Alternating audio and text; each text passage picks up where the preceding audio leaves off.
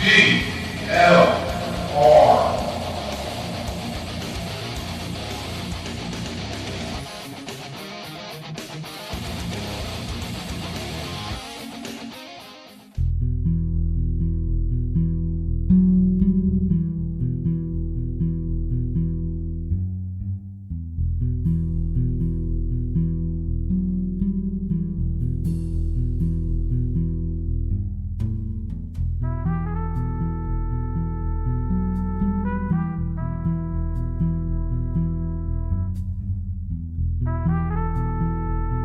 Welcome to the Saturday Night Cigar Lounge. And it is a little bit of a warm night here in the Dallas-Fort Worth Metroplex. It is time for Saturday Night Cigar Lounge here on Vigilant Liberty Radio. I'm your host, Taylor. Another extremely packed show. So let's get right into it. Joining me now is Rudy Eftering from the Metroplex Republicans. How are you doing, Rudy? I'm doing great. You know, I was just telling you earlier that since the last time I was on your show, you were the first interview I did when this story started breaking, and I've probably done 30 TV and radio interviews since that time, not even counting the newspapers. So, yes, it's been quite a packed week, quite a turn of events. Oh, no doubt. Obviously, the reason why we have Rudy on is right a week before the Texas GOP convention happened, just a few days before it happened. We had Rudy on to discuss about the platform that was on, the Texas GOP platform regarding homosexuality and the stupidity that it was there, and the fact that the Metroplex Republicans got kicked out of the convention while the log cabin Republicans weren't even allowed in, which I still can't believe. That they didn't let y'all have a booth there. But well, you know, they had language in the platform that said, "We affirm the practice of homosexuality tears at the fabric of society and breaks down the family," and goes on to say that homosexual behavior is contrary to the fundamental unchanging truths that have been ordained by God and shared by the majority of Texans, which of course isn't true. But the problem was we were able, the first day of the meeting of the platform committee, able to get those two horrible sentences taken out of the platform. And we felt pretty good about that. But then, that was Tuesday. And then Wednesday, I get a phone call from someone in the subcommittee platform hearing on family and freedom. And there's 5 members of this platform subcommittee, that were preparing to insert language about reparative therapy. For your listeners who don't know what that is, it's essentially therapy that you enter into where it's supposed to turn you from being gay or homosexual into heterosexual. And every professional organization, from the American Psychiatry Association all the way to the American Pediatrics Association, says in big, bold red letters in their ethics that it is unethical to use reparative therapy as a method to treat a patient. And it's unethical to refer to someone who practices reparative therapy. So putting reparative therapy in the platform went from making it from bad to worse, in our opinion.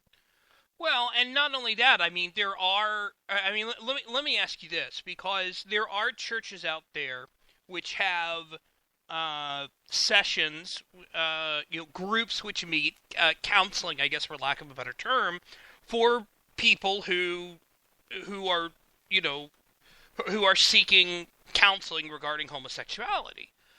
Is there a problem with? Is that really reparative therapy? That sounds more like counseling to me. Well, this is exactly what we were trying to talk to the committee about. If they had called it what it is, which is religious counseling, we would have had no problem with it. If you're trying to defend your ability in your church to have religious counseling, the spectrum of sexuality and faith is very wide and deep issue. And if someone, because of their own personal faith system, decides that they do not want to be a part of or to indulge that part of their sexuality or to convince themselves that they want to try to change it, go ahead and do that in the context of your faith and your sexuality. But don't pretend like it's professional therapy. And where they got into trouble was in the platform. It says, we recognize the effectiveness of this therapy for patients. So they're saying they're not saying that they're, in a religious setting and they're talking about it. They're calling them patients for those who want to escape the homosexual lifestyle. Meaning, and every time you use the term lifestyle, you're saying basically it's a choice, like living on the beach is a lifestyle, that you chose. And that is where and of course you saw that poor Governor Perry stepped on the rake again out in San Francisco, saying that being gay was like being an alcoholic. So we have a problem with that kind of language, and we warned them. We warned the chairman and everyone who would listen to us Wednesday night, Thursday, and through Friday, that if the gavel came down Saturday and reparative therapy was in the platform, that it would be the biggest story of the convention. And we understated how bad it would be because it was an international story. Yeah, no kidding. I had a friend of mine post on Facebook who's up in Colorado and was like, I feel sad reading this, and she's involved with all these different Republican groups in Colorado. She's been heavily involved with all sorts of stuff there, and she was just like, she was mind-boggled from it, and I think a lot of people are mind-boggled. Oh, and it's the Republicans that are mind-boggled, because what we had people coming up to us. And these were evangelicals. These were libertarians. These were people who were there about the gun issue, about the immigration issue. And coming up to us and saying, wow, that's really bad language in there about you guys. Let us know what we can do to help. So we were hoping that since the subcommittee of 5 people put it in the platform, you see, taking something out of the platform once it gets in is like trying to stop a freight train with the tricycle. It just, this thing starts moving. And even some of the committee members who later regretted their vote on it are telling me that they were operating on 3 hours of sleep, and that even the platform, the subcommittee chairwoman was even trying to change it to religious therapy by a motion in the full committee. But by that time, the freight train was moving down the track, and there was just no stopping it. And we just believe, but that's the problem with the platform. The platform process is fatally flawed. There's just no question. 250 different policy statements that could only possibly represent the activists who take the time to grind it out and put them in there. Because the people who wanted this in there was a very small group of people, but they were a very determined group of people. So that's where this stuff comes from. I have a question, because when you look at this, obviously the body ends up voting on this, but at the same time, do they just vote on the thing en masse? Do they just come up and say, this is the Republican Party platform, we want everybody to vote on it? Yeah. What we did on the convention floor, we stood in line from 7:30 till 4 o'clock in the afternoon. Because you got to be near those microphones. The convention is fluid. You don't know when you're going to get a chance to make your case and your point. So you just stand there. So when they got done with immigration, when they got done with medical marijuana, then someone made a motion to close debate on the platform. Everybody was tired. I ran to the mic and asked and made a motion to poll the delegations to slow it down to see if we could at least convince somebody to stop the process. But we're completely unsuccessful. The gavel came down and everybody just left the auditorium. And I'm convinced that a mere fraction of people in that hall, the 7,000 that were there, knew the implications or had any notion or even knew that reparative therapy was in the platform. So, we complain about Congress not passing bills without reading them. I can assure you that the vast majority of the delegates in that convention hall did not even know that reparative therapy was in there, or for that matter, what else was in the platform. The platform process is fatally flawed and needs to be completely redone to go to a core set of principles that we can all agree on. Did you know that there's positions on light bulbs? There's positions on a single plaque in Austin. There's even a platform plank on watering your lawn. So, I mean, when we get that far into the weeds, an alarm bell should be going off to tell us we need to do the platform differently than we do. So, you know, because as I said, the people put something in there, a small group of very active people who are very determined to get it in there. And once this little subcommittee of 5 takes that vote, and they're rushing to get everything done because they got 15 other, you know, issues to deal with, to try to get them to back up is nearly impossible once they've done it. So, like I said, and it's just true with the larger committee. Yeah. Felicia Cravens from Free Radical Network. And she's been involved she co-founded the Houston Tea Party. She's heavily involved in Harris County politics. Basically wrote an article on freeradicalnetwork.com where she said, yeah, they basically just walked the plank, talking about the Republican Party. Walk the plank. I like that. Hey, but I do have to tell you, I've had some fun with this because it's such an unregulated business that I was so frustrated that Monday I was passing by downtown Dallas. I pulled over to the Dallas County Courthouse, and I said, I'm going to show people how easy it is to get into the reparative therapy business. Completely unlicensed, completely unregulated. I walked into the county clerk's office, and this poor clerk who I handed my application to looked aghast when I gave them the application of the business I was going to start, and I had to explain to them that I was more of a demonstration than an actual business. So I opened up, and an official business in Dallas County today is No Mo Homo Reparative Therapy. And it's a joke, but the fact is that reparative therapy is a joke. To call it therapy, to put it on any level with any professional counseling is simply not valid.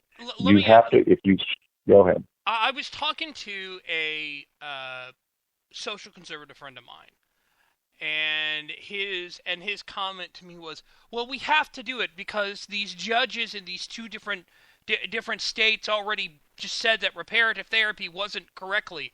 But you and I were talking before we went on the air, and it wasn't the judges. No, it was the two legislators, the California legislature and the New Jersey legislature passed laws that says reparative therapy was not legal for kids under 17. What that means is that if you've got a 12-year-old kid and he's acting gay, you can't haul him to some quack reparative therapist. And in many cases, I mean, this is why these professional organizations are so upset about it, because it's dangerous. It convinces a kid that if he just tries hard enough, he won't be gay anymore. I mean, that's a hell of a thing to tell a 13 or 14-year-old kid. So, I don't know that, but if you want to call it religious counseling, nothing can stop a parent from hauling their kid to the preacher, and, that's a family affair that the government shouldn't have anything to do with. But someone's saying that the professional therapy is where the whole thing falls apart, and that's where these laws are coming from.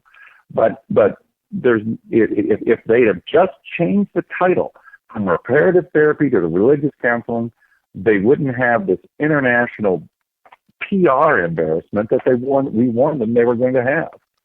So what is the plan now?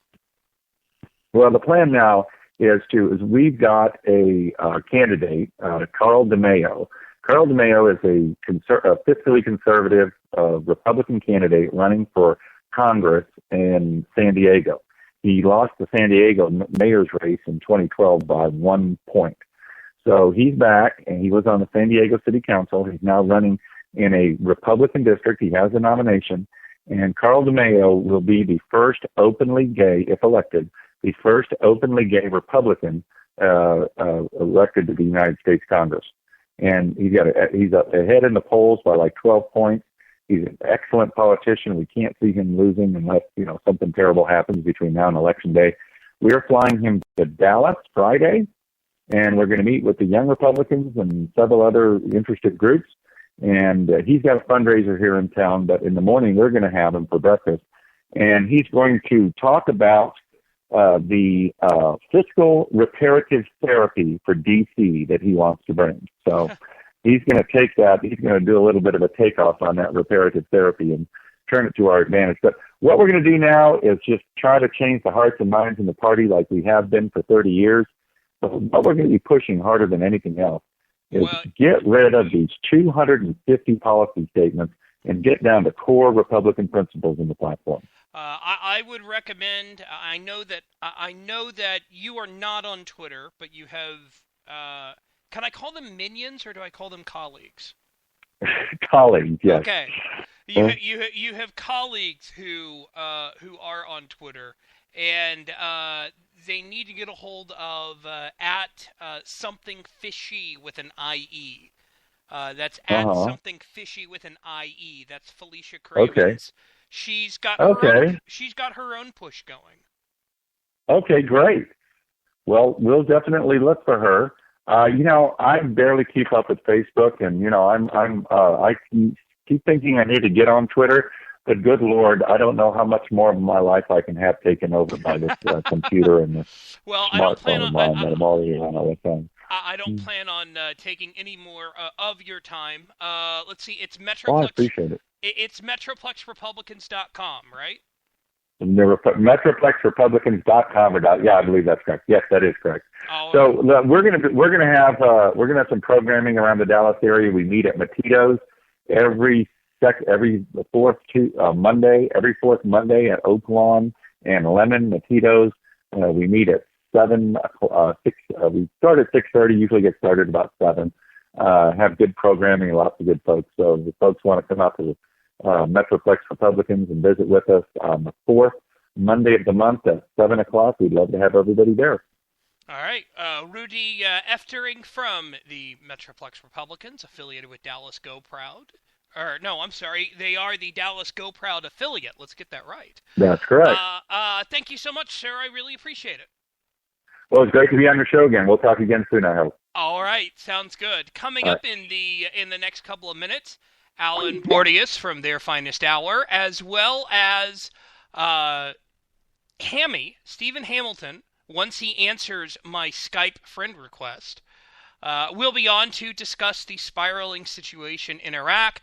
And then Andy from Ace of Spades, plus Sean Venkman, will be on discussing guns. So we'll be back right after this. This is Saturday Night Cigar Lounge. I'm your host, Taylor, here on Vigilant Liberty Radio. Back after this. This is the Pint-Sized Pundit, and I am here to tell you that anything Taylor says on Saturday Night Cigar Lounge is his opinion and his opinion only. He does not speak for his employer, his employer's employer, or anyone else. He especially doesn't speak for Liz unless she says so.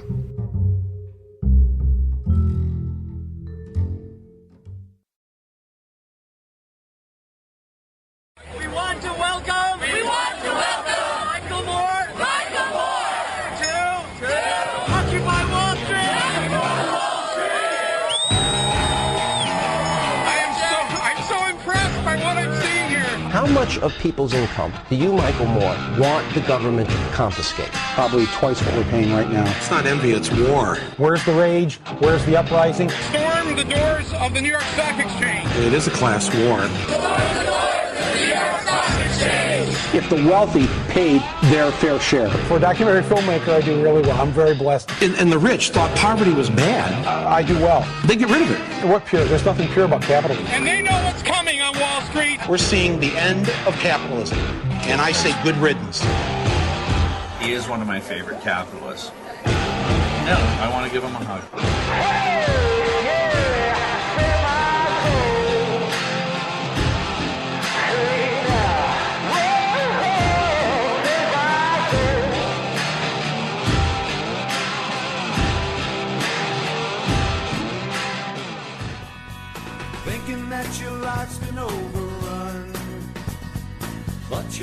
you're not the only one. This is David Brown, author of Deep State. You are listening to Vigilant Liberty Radio. A different set of rules with every breath. Hold your fire till you see the whites of their eyes. Alan Porteous from their finest hour here on Vigilant Liberty Radio is here.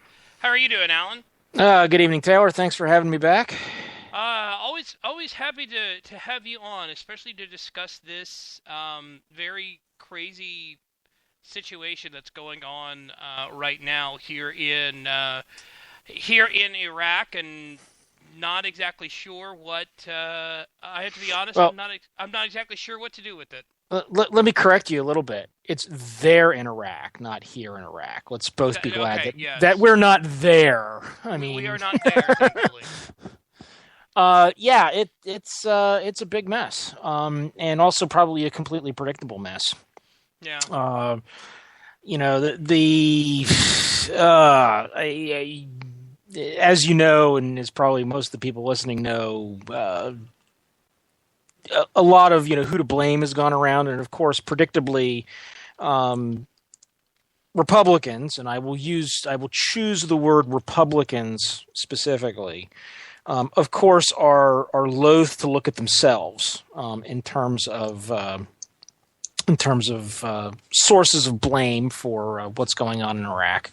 I did see something very interesting, though, which is somebody coming to the rescue in terms of it's not our fault. Would be Tony Blair.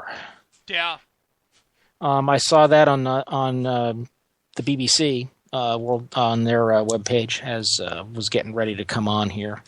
So Tony Blair kind of doubling down on the decision he made back in 2003. So I'll give him some credit for that, for sticking to his guns. Yeah, and there are people who are who kind of have that opinion, and they may not is the key word, be wrong here, in saying, hey, we made the right decision to invade. It was how everything else went down. Yeah, and I would count myself among those people. I was a supporter of the Iraq attack in 2003. I was a supporter of the action against Iraq back in 1990-91. And really, if you want to get into the technicalities of what went on, really, the invasion of Iraq in 2003, if you want to look at it from how wars are supposed to work, that really wasn't a new conflict. That was a continuation after the ceasefire from 1991, because Iraq did not live up to the terms of their surrender and ceasefire.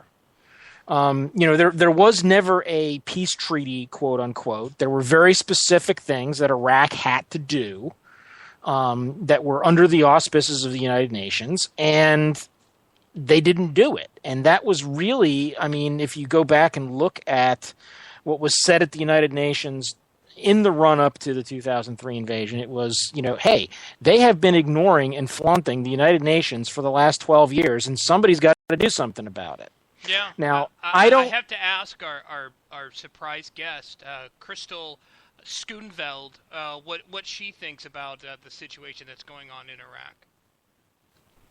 Honestly, I've tried to read less about it just because it bugs the crap out of me.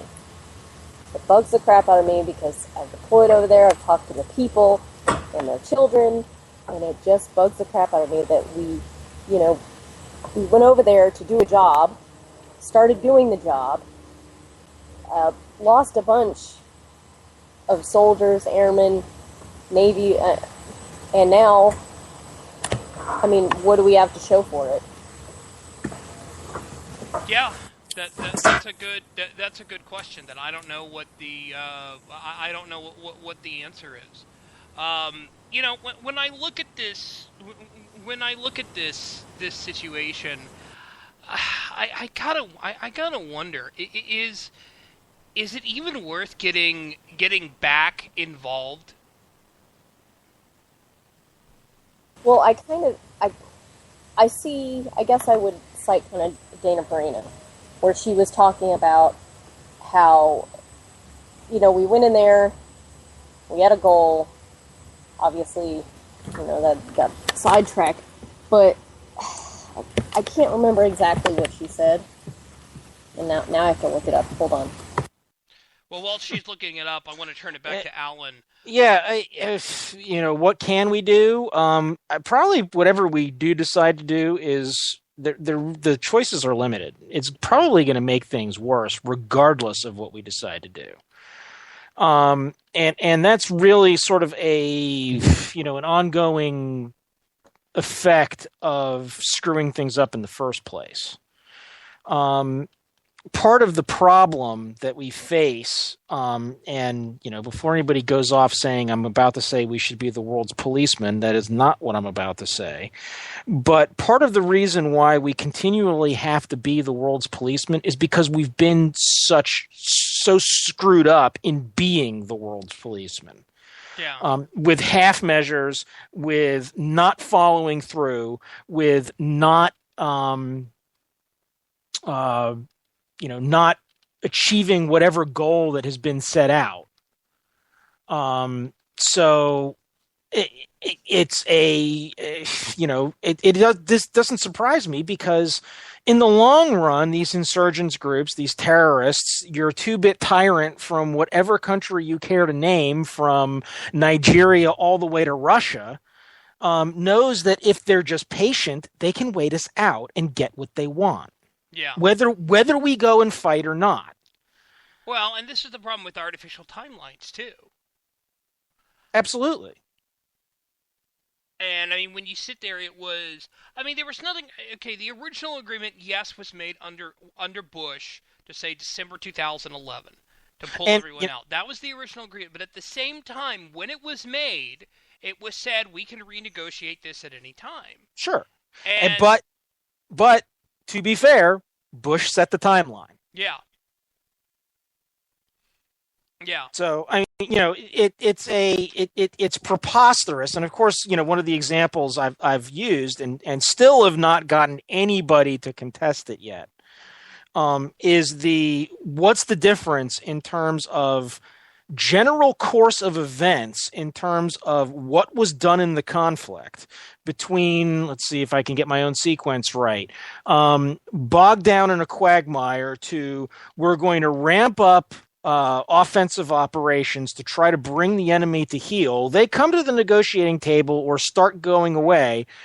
We then say peace is at hand and pull our butts out, and then enemy says, hey, the Americans are gone, and then wipe out the people we were previously friendly with, and they win.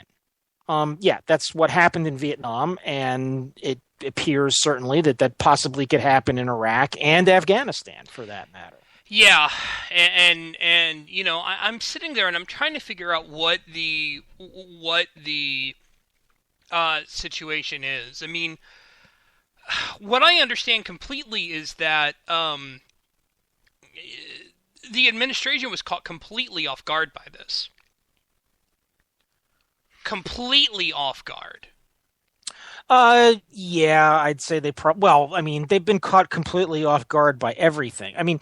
There are endemic problems with our intelligence organizations. They were caught off guard by 9/11. They were caught off guard by Benghazi. They were caught off guard by Ukraine and Crimea and Russia, and keep counting it up. The cases where they have accurately predicted what's going to happen in terms of a gigantic world crisis, that would be none. And that goes back to, you go back to 1990 when Iraq invaded Kuwait the first time, or the only time, excuse me, because they didn't do it again. Yeah. But there was one analyst in the CIA who said Iraq is going to invade Kuwait. And he was poo-pooed and like, oh no, they'd never do that, blah, blah, blah, blah, blah, blah, blah. And they did. I remember that very well. Everybody was caught with their shorts around their ankles. Yeah. Crystal? Yes. What do you think? I'm back. I found the quote. Basically, this is my issue, and I'm going to quote Dana Perino here. Everyone forgets that on 9/11, one of the keys was to try to prevent a place where terrorists would have a safe haven to plot and plan. They're not going to stay within one border. They don't even think there's a border now. So basically, we're giving everything up to them again. They're going to have, their own little safe haven in the Middle East, right? And Israel, our allies, are right there, right in the middle of it. It's just so frustrating, and I don't know how to fix it, honestly. I'll be honest, I have no idea how to fix this. Well, there have been a couple of ideas which have been presented. One was by a man by the name over at the Conservative Union, a fantastic post by Pradheep Shankar, who said, "We are losing the war on terror." And he said that he didn't want boots on the ground. He didn't want people to be involved, that much. But he wanted there to be decisive, albeit limited, action here. He has a host of talking about President Obama, has a host of terrible choices. Many, if not most, of the problems in this specific case were not of his making. However, that should not excuse him from having to make the choice that is needed now, nor should it do so in the future. So he says that that stuff has to be done. He's not sure what. He wants decisive action. One thing we do know is that the aircraft carrier George H.W. Bush, has been moved to the Gulf to add to the military option. Obviously, this would be... To be accurate, it'll get there in about a week. Yeah. I mean, it's in the Mediterranean right now, which means first they've got to transit through the Suez Canal. Which, of course, we've got a more friendly Egyptian government right now. They could always refuse. But gone are the days when the Fifth Fleet, which is the Indian Ocean, used to have 2 aircraft carriers pretty much on station 365 days a year. We can't do that anymore. Yeah. And, Cranky T-Rex in the chat room, and Chris is probably right here. He said, turn Fallujah into glass. Well,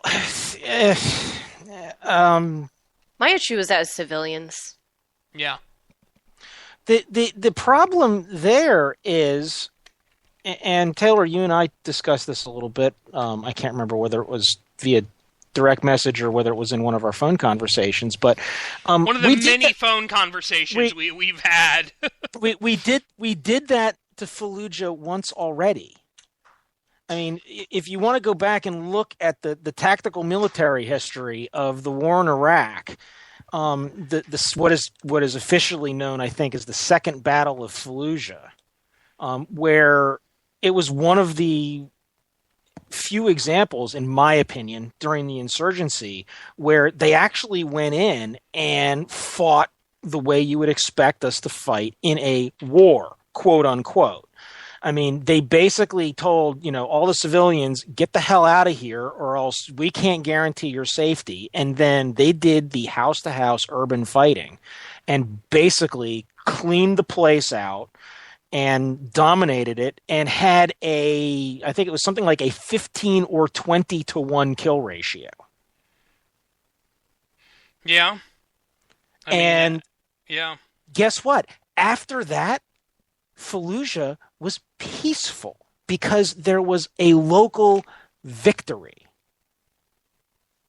And I think you could look at that as a microcosm of great. Yeah, we had this amazing campaign where they took down Saddam Hussein in a matter of weeks. Didn't have any concept whatsoever of what was going to happen in the aftermath. Yeah. And I don't. One of the options is obviously total war, which unfortunately means going back in there and just leveling the entire region. The other option is honestly letting them fight. I think that's actually about the only option right now. The option of going back in is we're almost 10 years too late for that.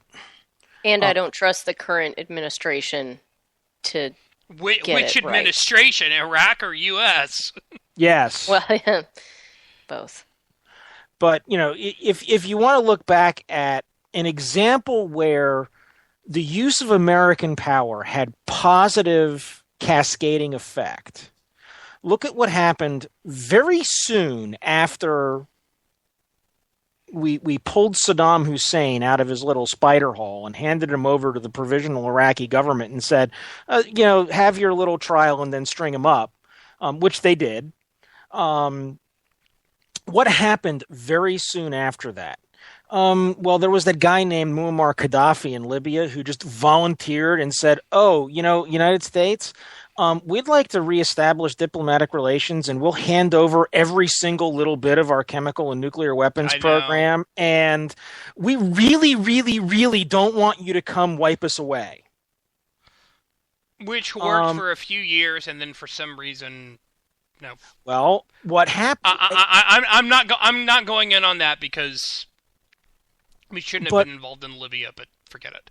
Well, but but the whole thing that happened there is, should we have propped Gaddafi up? Of course not. But we had influence, which was then, that was under the Bush administration, and the whole Libya debacle is pretty much, that is entirely on Obama.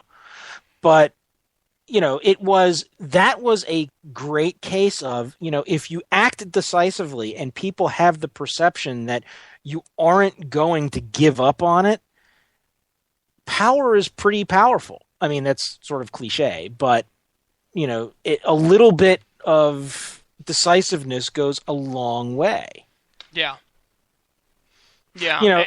Yeah, and okay, you make that comment. A little bit of decisiveness goes a long way, and does that include does that include Libya? Because I think some people would argue that was a decisive action. The NATO intervention? Yeah.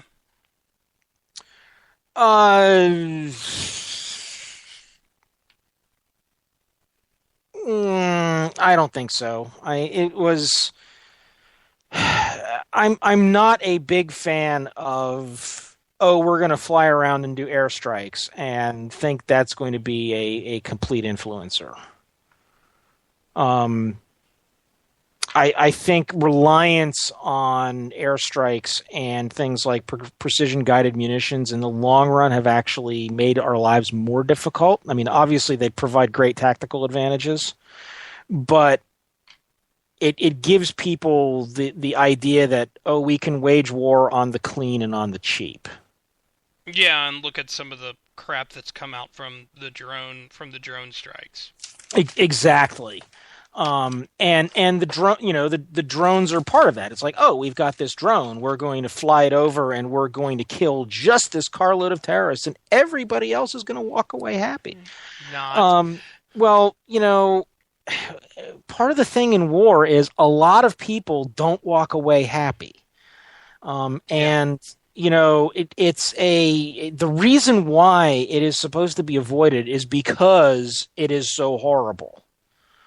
I am not saying, let's just, go in and carpet bomb and kill a bunch of civilians, but I think it's very naive for people to think that you can have, as they call it, no collateral damage. I find that and this is something I wrote recently, is saying, if you're the enemy and the first thing you hear about, the Americans are coming for me, but they're worried about collateral damage, are you really worried about being defeated? Yeah. Yeah. Crystal? Because you were over there, Crystal. Yes. I agree with Alan. Yeah. One of the things that was said in 2009 by Abu Bakr al-Baghdadi. There we go. Too many H's, too many D's. And he is the head of ISIS, which is the Islamic, the Islamist State of Al-Qaeda squad. Huh? The JV Al-Qaeda squad. Yeah, which may be even worse these days. He said to the U.S. detention guys in 2009, according to the Daily Beast, "Hey, I'll see you guys in New York." Wow. You think when he was saying that, he meant, "I'll see you guys in New York at the UN"? I saw that article. The link you put up I saw the Hot Air referenced it too. Yeah. The thing that sort of struck me from the article was it, of course, was talking to the commander of the New York National Guard unit, military police unit, that was running the detention center, internment camp, whatever you want to call it. The camp, of course, also being named for a New York City fire marshal who was killed on 9/11, trying to rescue people from the World Trade Center, or evacuate people more properly. That, they didn't think this guy was any real big deal. Like, of course, the top terrorist organizers are going to walk around the camp saying, "Ooh, look at me, I'm the top terrorist organizer." I think that you could see a little bit of not giving credit there to the enemy for being a little savvier than we think they are. But I think it's hysterical. Well, it's not really hysterical, but it's hysterical in a very ironic sense that, the 5 guys that were just released for Bergdahl, who actually were thought to be big guys, gosh, I wonder what they're going to be doing in, 2 or 3 years.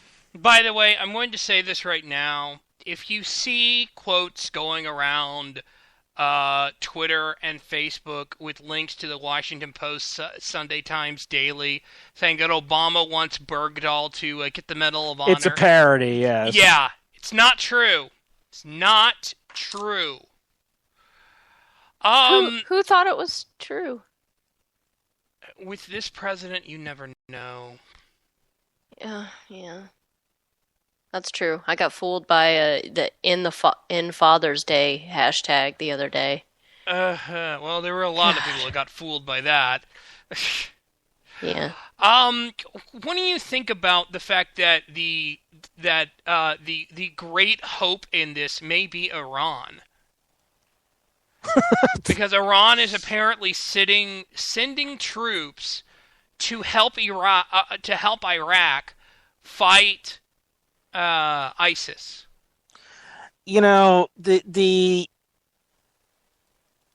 All I could say with this is I'm going to quote Lieutenant Frank Drebin from The Naked Gun and say irony can be pretty ironic sometimes. Yeah. Because first of all, this administration would probably be like, ooh, this is a positive step. Because, of course, they also believe Iran on their nuclear weapons deal, which I do not, and I don't see any reason why anybody should. Although my one prediction didn't come true, although it may still happen, which is I thought that that Iran was going to celebrate the end of the first 120-day cooling off period or whatever it is with their first nuclear test. But I don't believe they're actually giving up any of their WMD projects. The fascinating thing, and of course, I think this gets sort of back to why you need to just sort of let them fight, is you had the Sunni minority, one flavor of Islam, who was the oppressive rulership of Iraq. The Shia majority, who was being oppressed, of course, now has power after for better or worse, democracy is established, and they have elections. So, of course, people who are going to vote on ethnic or sectarian lines, obviously, they're going to get more influence via elections. And of course, Iran being all Shia Muslim, and you've got the Ba'athist, the radical Sunni Muslims of the Osama bin Laden flavor and everything, who are trying to take back over.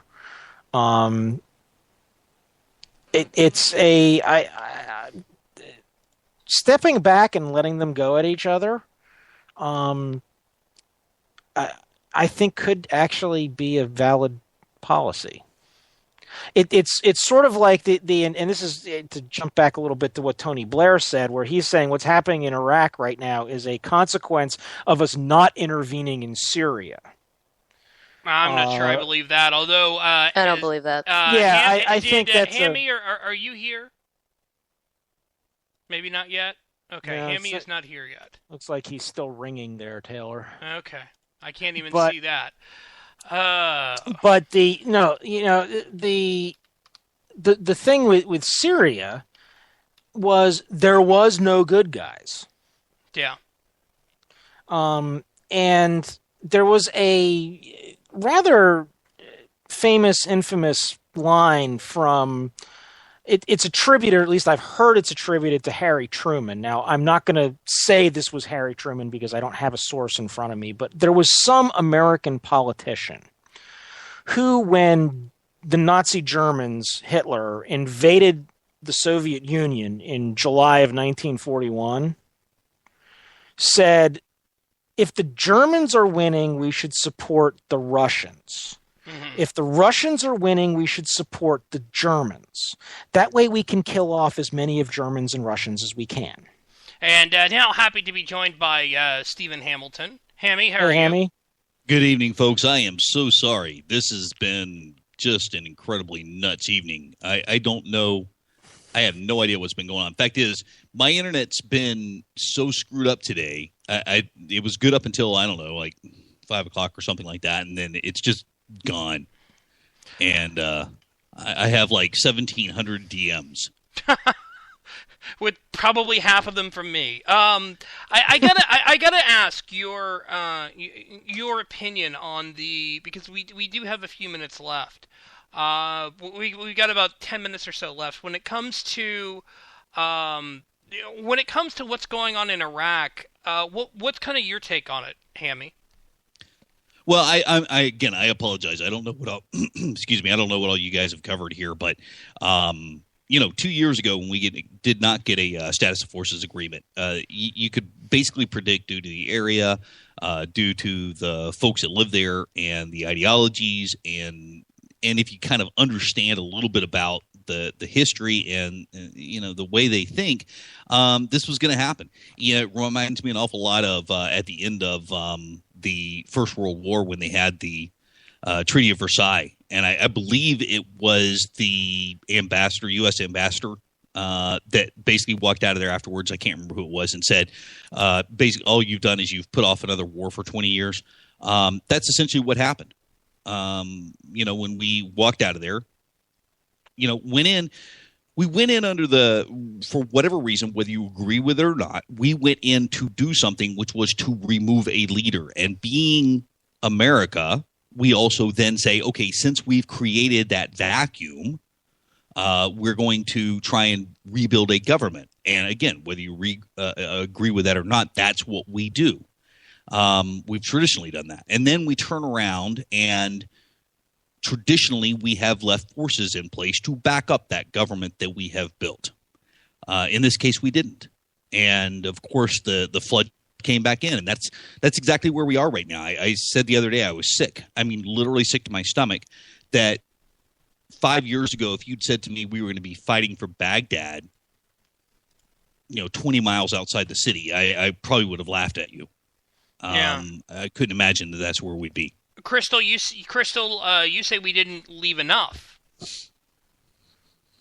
We still have people there.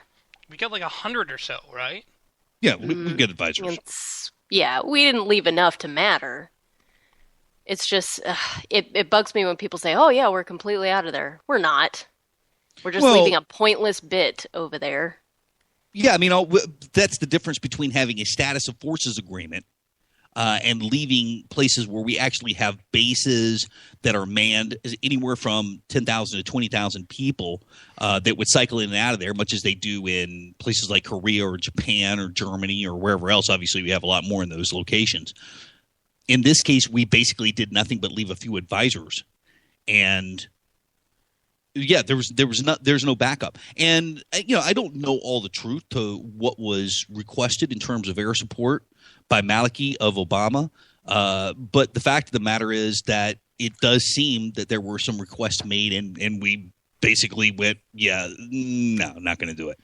What do you think is the solution, Hammy? Because that's what we've been discussing. We've been saying, okay, what's the solution? What should be the solution? Yeah, it's a lot tougher now. A week ago, the solution was, take either, some, aircraft or drones or something in there and bomb the fool out of these people, put them back into the dark ages, and at least give the Iraqi army some backup. And this is the thing. Look at this where they were a few days ago. You had 800 men attacking a city and 30,000 fleeing. That's not a case of we can't take them. That's a case of an ideology which is permeated throughout that area that says, oh, when the next big bad guy comes along, there's no need to fight them. We just sort of subjugate ourselves to them and we'll be fine. We'll live better if we don't go out and fight them, because no one's going to back us up. Now we have a bigger problem. I think there is still a case to be made for aerial strikes. Certainly, some pinpointed, strikes or something like that would go against some of the tanks and things that we know they have now, and at least remove some of that firepower from them. I would definitely at least start with that. I don't like the idea of boots on the ground.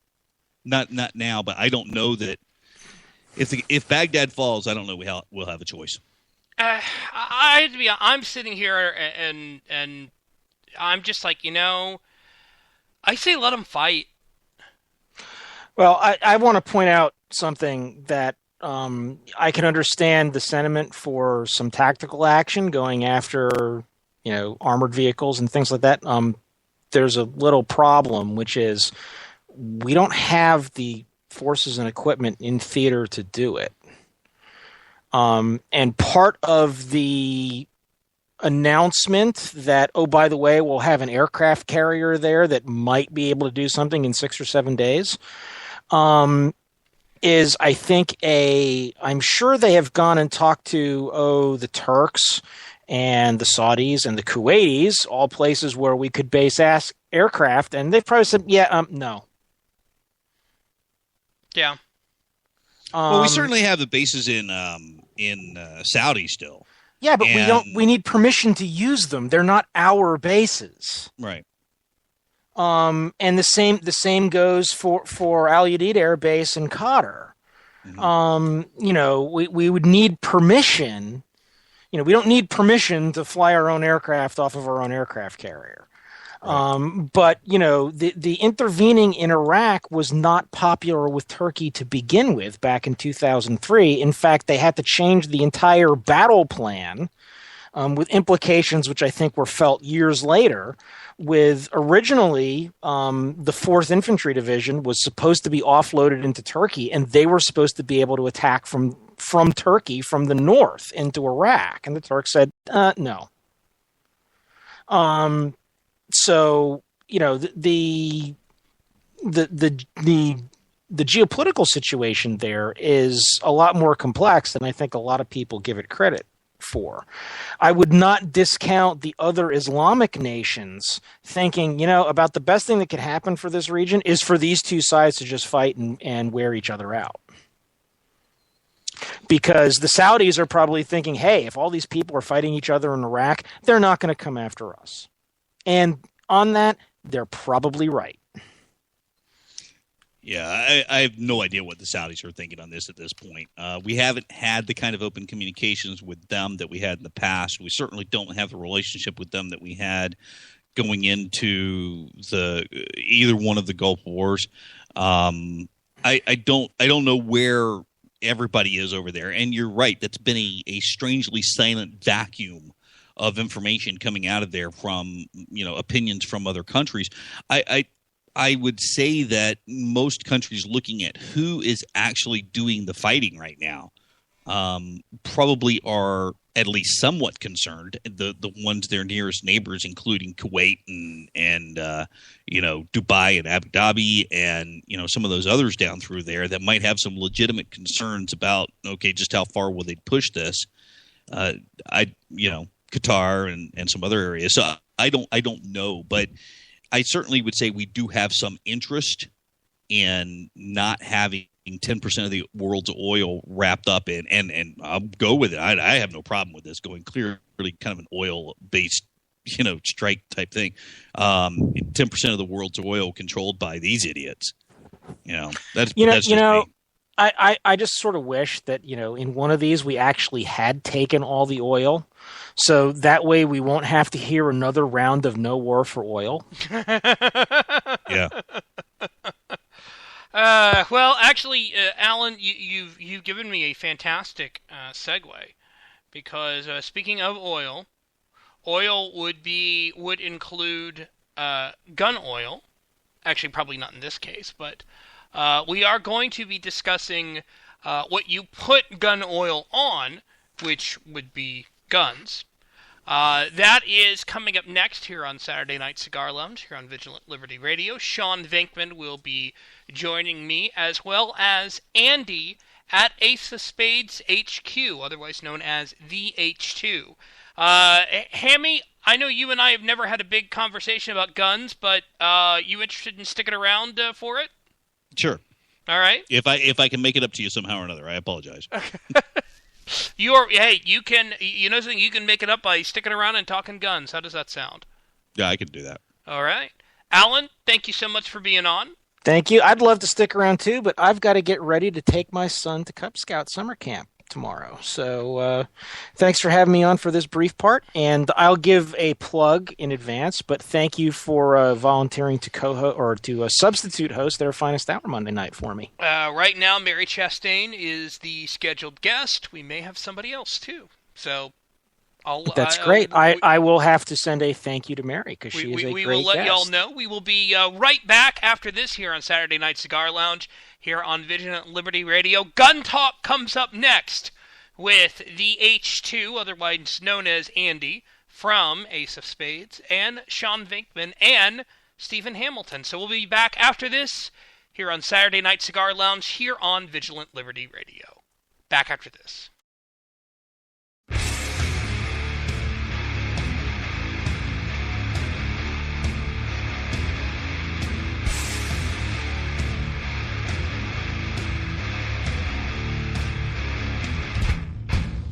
This is Chuck Dixon, the co-creator of Bane, and you're listening to Vigilant Liberty Radio.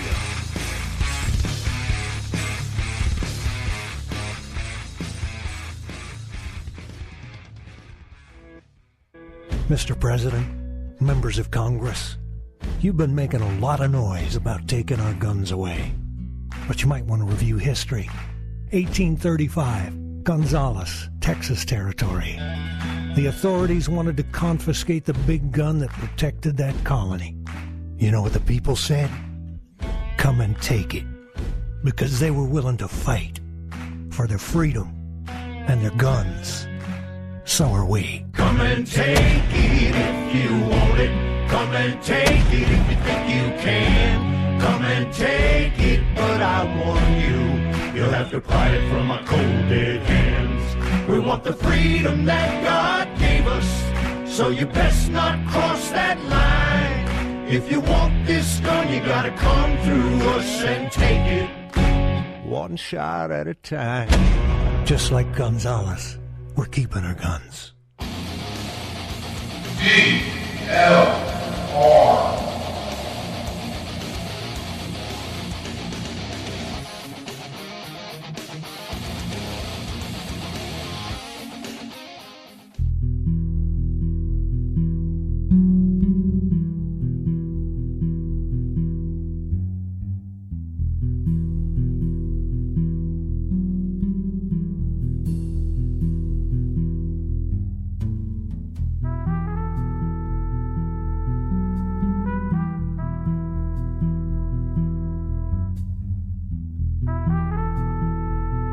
Welcome to the Saturday Night Cigar Lounge.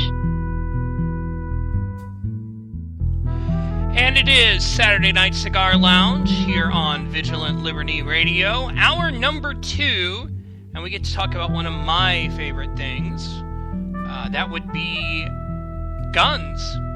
And who best to have on here? I'm your host, Taylor, by the way, but who best to have on here than Sean Venkman, Mr. Vopal. Sean, how are you? Doing good. How are you doing? I'm just fine. Stephen Hamilton is sticking around. Thank you very much, Hammy, for doing that. You're welcome, Taylor. And a debut, somebody making their debut, although technically, Hammy, you made your debut on Saturday Night Cigar Lounge, but somebody else making their debut would be the man who writes the gun thread on Ace of Spades. That would be Andy, otherwise known as the H2. Andy, how are you doing? Doing great, Taylor. Thanks for having me on. Always, as you said in your show post, guns, Second Amendment, open carry, and guns, or something like that. I like guns. I think we all like guns, if I'm not mistaken. Don't we all like guns here? I'm actually a closet communist, so. Oh, okay. Well, they like guns more than most people. They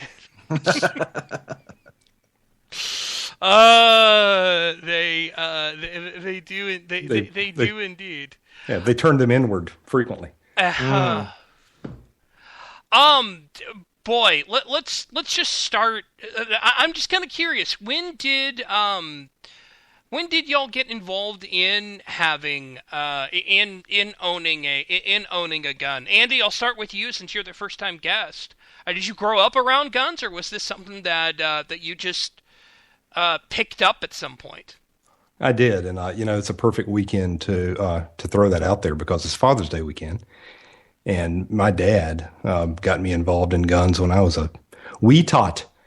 Going out and shooting with him, and then eventually getting my first gun. It was such a big deal, and with him also, that was a relatively frequent Christmas present when you saw the nice long skinny box under the tree, and that was the only thing that could possibly be in it, unless he was really drunk. But yeah, I grew up around them all my life. Sean, got my first gun, which was a CO2 powered BB gun when I think I was about 7 or 8 years old. Dad, who was a police officer, taught me how to shoot it correctly. By the time I was 9 or 10, we were going to the range probably at least once a month, since I was 8 or 9, and learned to shoot his Ruger 9mm. Really wasn't too scared by it because I had good instruction.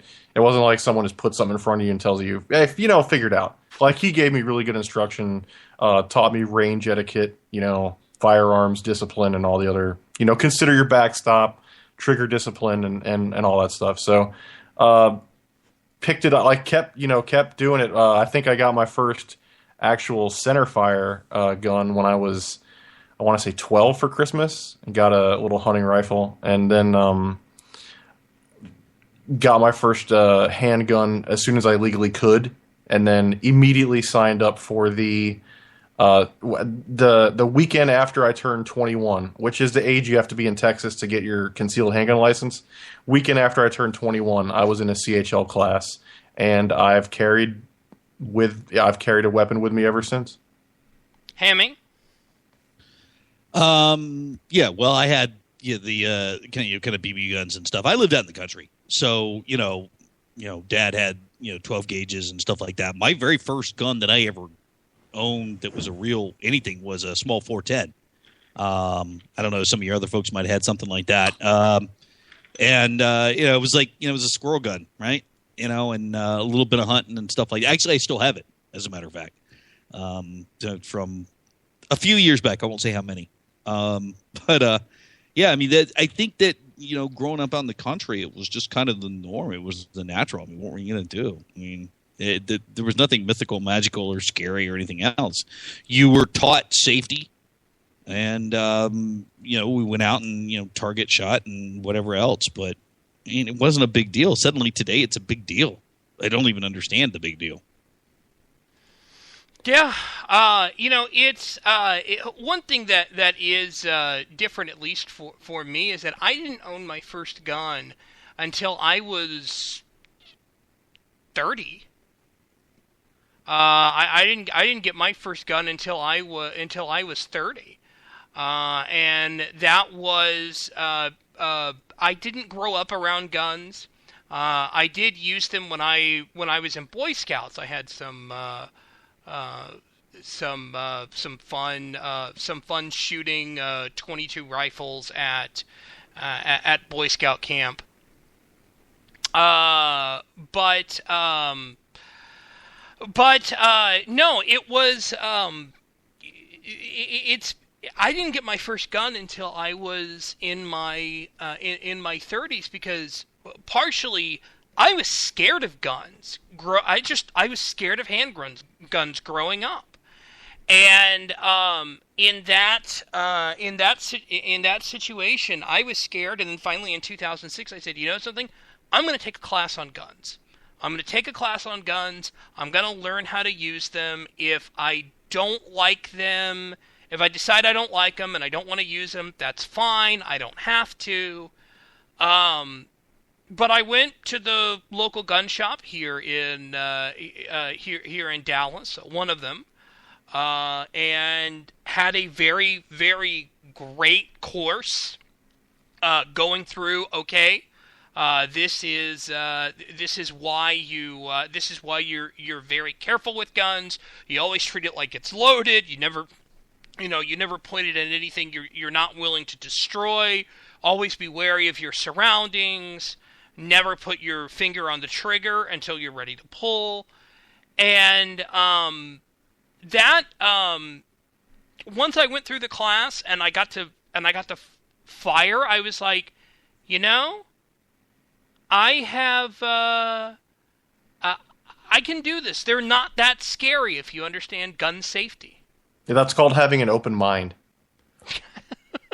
It is, and I think too, having it demystified is a pretty good thing, right? I mean, you don't know much about it going in, but then once you do actually learn what you're doing, it's just like any other mechanical thing, right? If you know how to use a wrench or a pair of pliers, you can learn how to use a gun. It is a tool, isn't it? It is. It's one of the things too is nice about it is when you get really into it. There's some really elegant, beautiful mechanical devices that you get a chance to lay your hands on and look at and really appreciate. Yeah. Taylor, imagine if every rabid gun hater that had never been around a gun in their life and had a neurotic fear of it, kind of that mystic thing you were talking about, just you don't know it. There's comfort in familiarity, but there's no familiarity, so there's really no comfort. And imagine if those rabid gun haters would just go, kind of like you did in Boy Scouts, go out to a nice piece of property, have some proper instruction. You don't have to go buy a gun. Guns are supplied. You can just go out there and pop off a few shots and see how you feel about it. Imagine the walls that would be broken through in probably at least, I would think, a decent amount of those people. There are some people who are just, they've already made their minds up and they're going to demonize it no matter what you say or what you do, what they do. But I guarantee you there's probably a decent number of them that would go out there and be like, oh, you know what? This is kind of cool. It's not so bad. You learn safety. No one got shot. You be responsible, and it's fun. Imagine how many minds would be changed by doing that.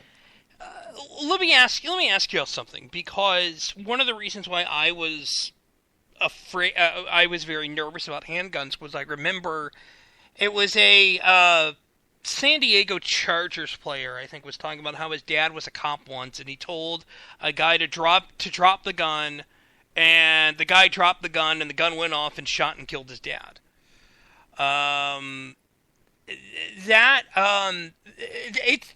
It may have been easier then, but it's a lot harder now, right?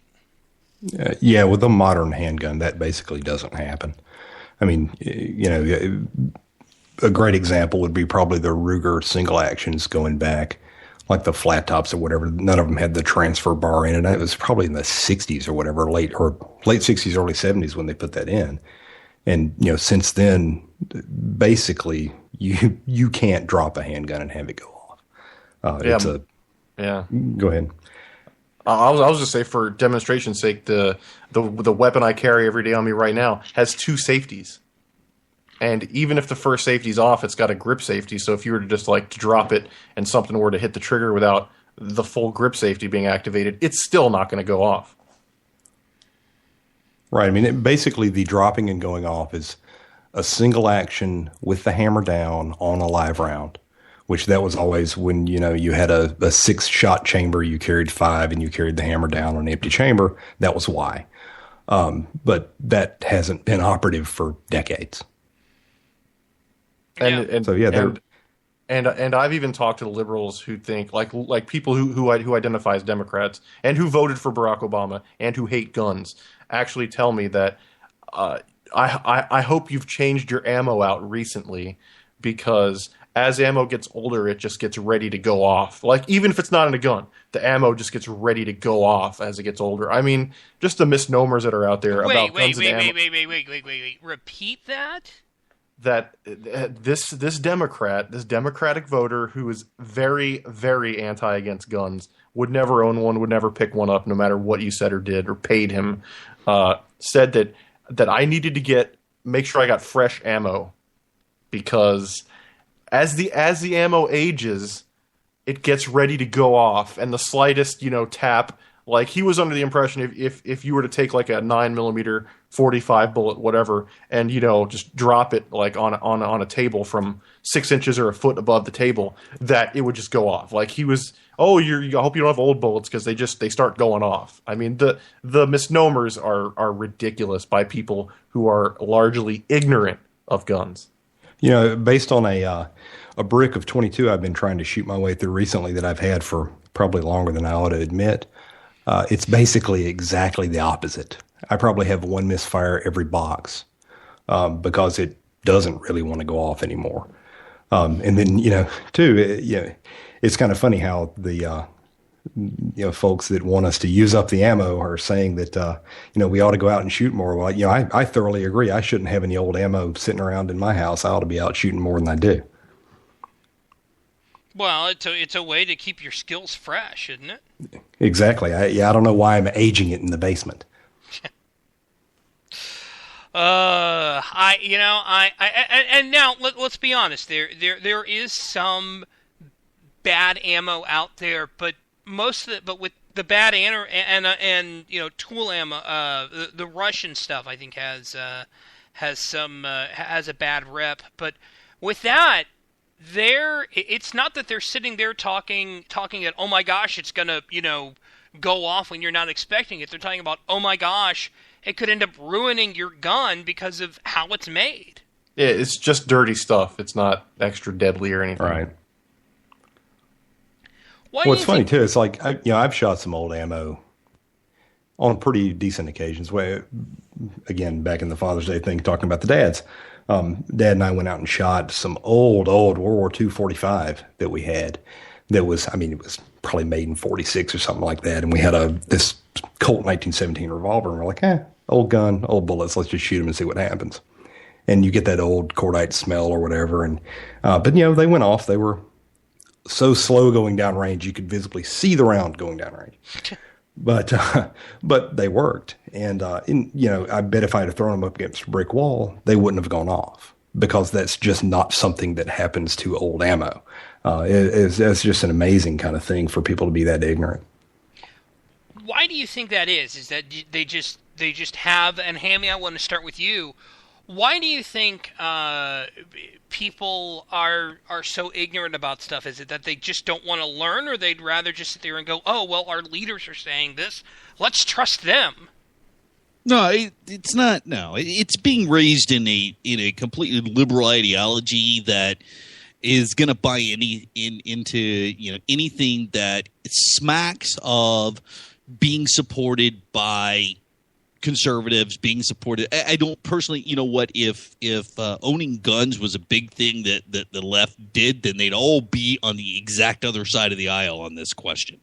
There's nothing to this that is political at all, except the way that it tends to fall in terms of people looking at it. I'm not a big one that believes in, the huge conspiracy theories of the government trying to take our guns because they're trying to take over.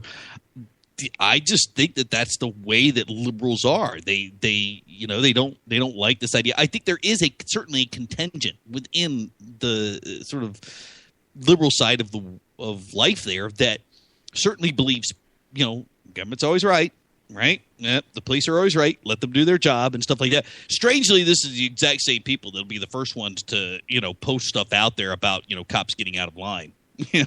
So I think when it comes down to it, it's a liberal mindset that thinks, people shouldn't have that right.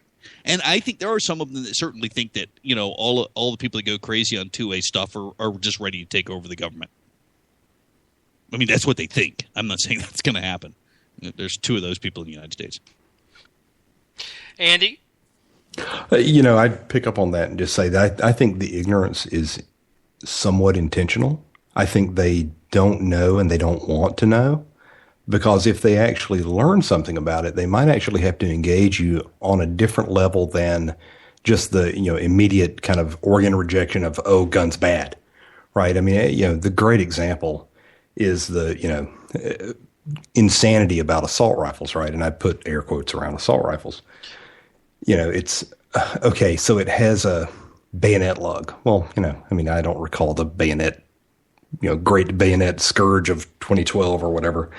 It has a pistol grip. Ooh, the scary pistol grip. But they can go out and say these things to people and they get all outraged about it. Well, if they knew what they were actually talking about, they'd realize that, well, that really isn't anything.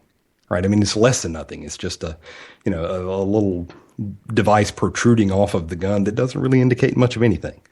But they don't want to talk about that. They want to, maintain that intentional ignorance. They want to fan the flames of ignorance.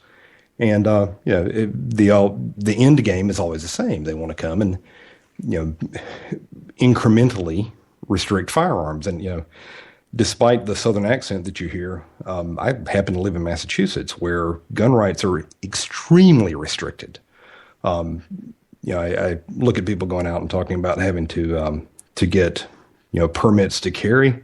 I got to get a permit to buy, which is a tremendous infringement on the Second Amendment. That's it's like that in Sweden. I was actually having a conversation with someone when I went to actually CPAC, Colorado, in the same in 2012 in the same area was a gun conviction. It was a gun convention, and the guy was like, yeah, where I live in Sweden, they don't let you.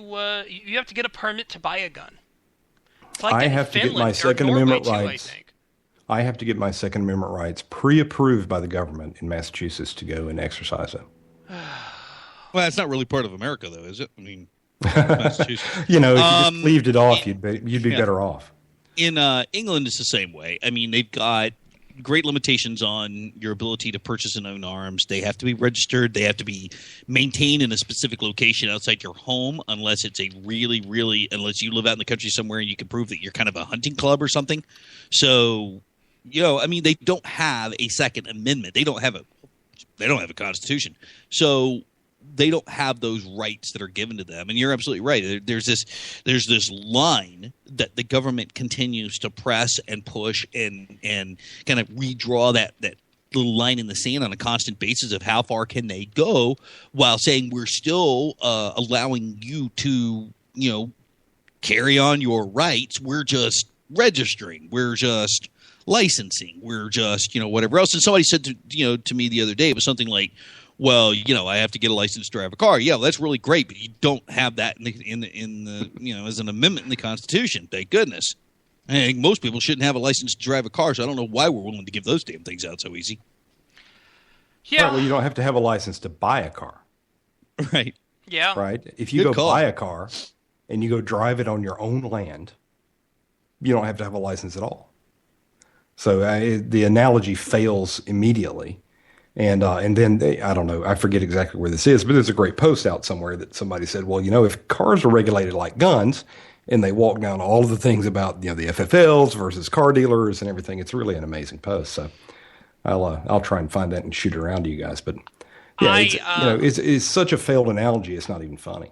We have a question in the chat from Chrissy, who is who actually just started shooting.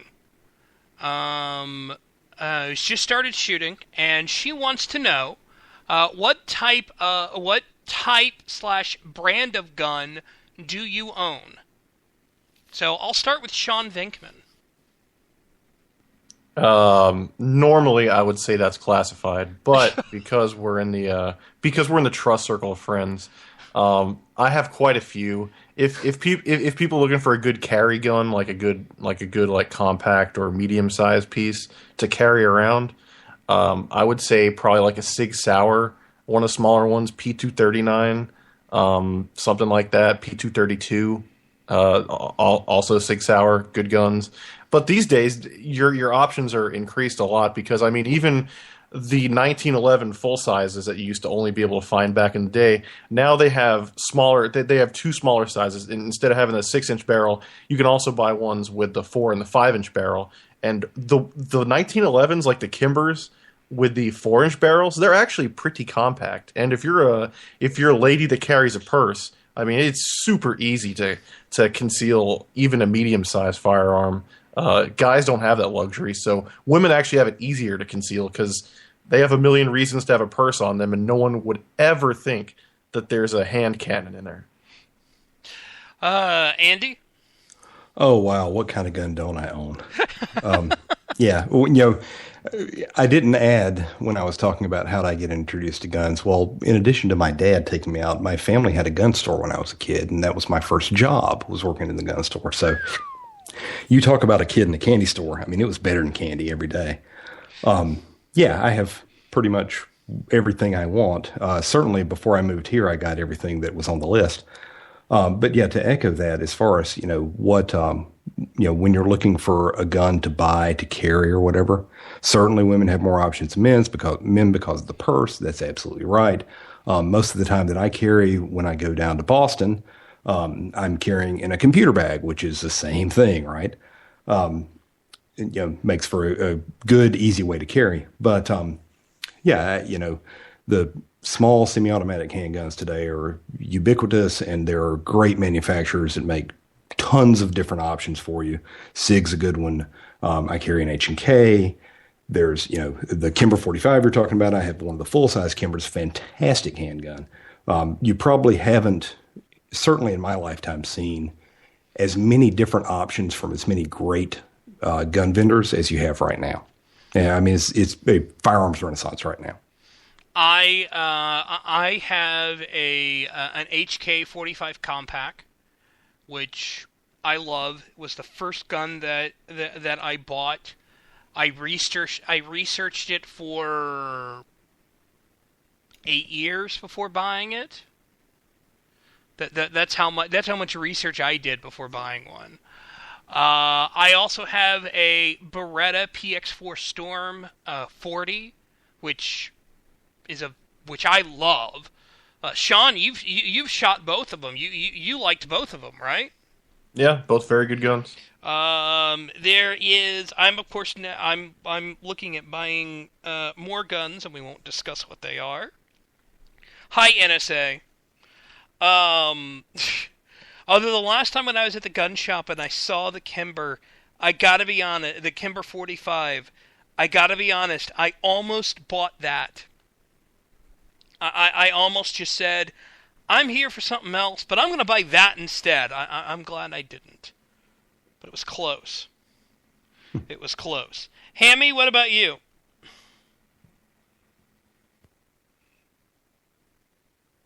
Well, Hammy has had... You don't hear typing. Yeah, I'm trying to catch up on 5,000 emails and everything else all of a sudden, so my internet's been down all evening. I'm strictly, I'm way out of the league with you guys. I'm strictly, shotguns and rifles and stuff around here these days. Just, it's been years since I had a handgun. I need to get another one. And it's just been a while. I mean, the funny thing is I was on, things like having, cars and car 15s and stuff like that way back before anybody, made a big deal out of them.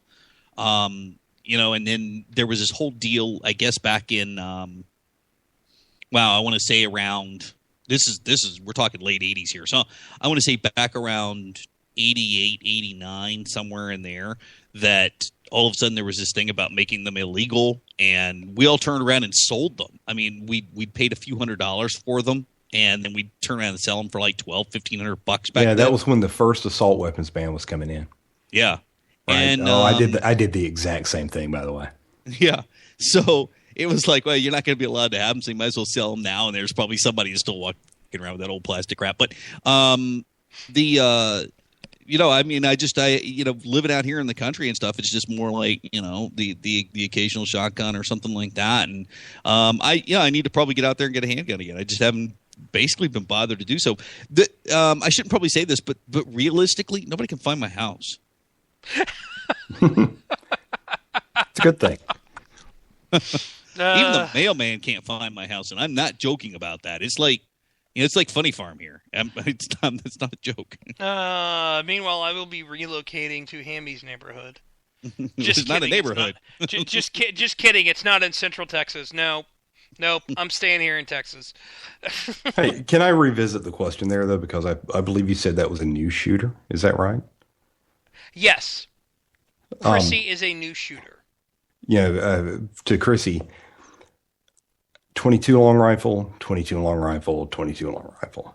Go to the range, shoot, get your mechanics down. It's relatively cheap if you can find it. In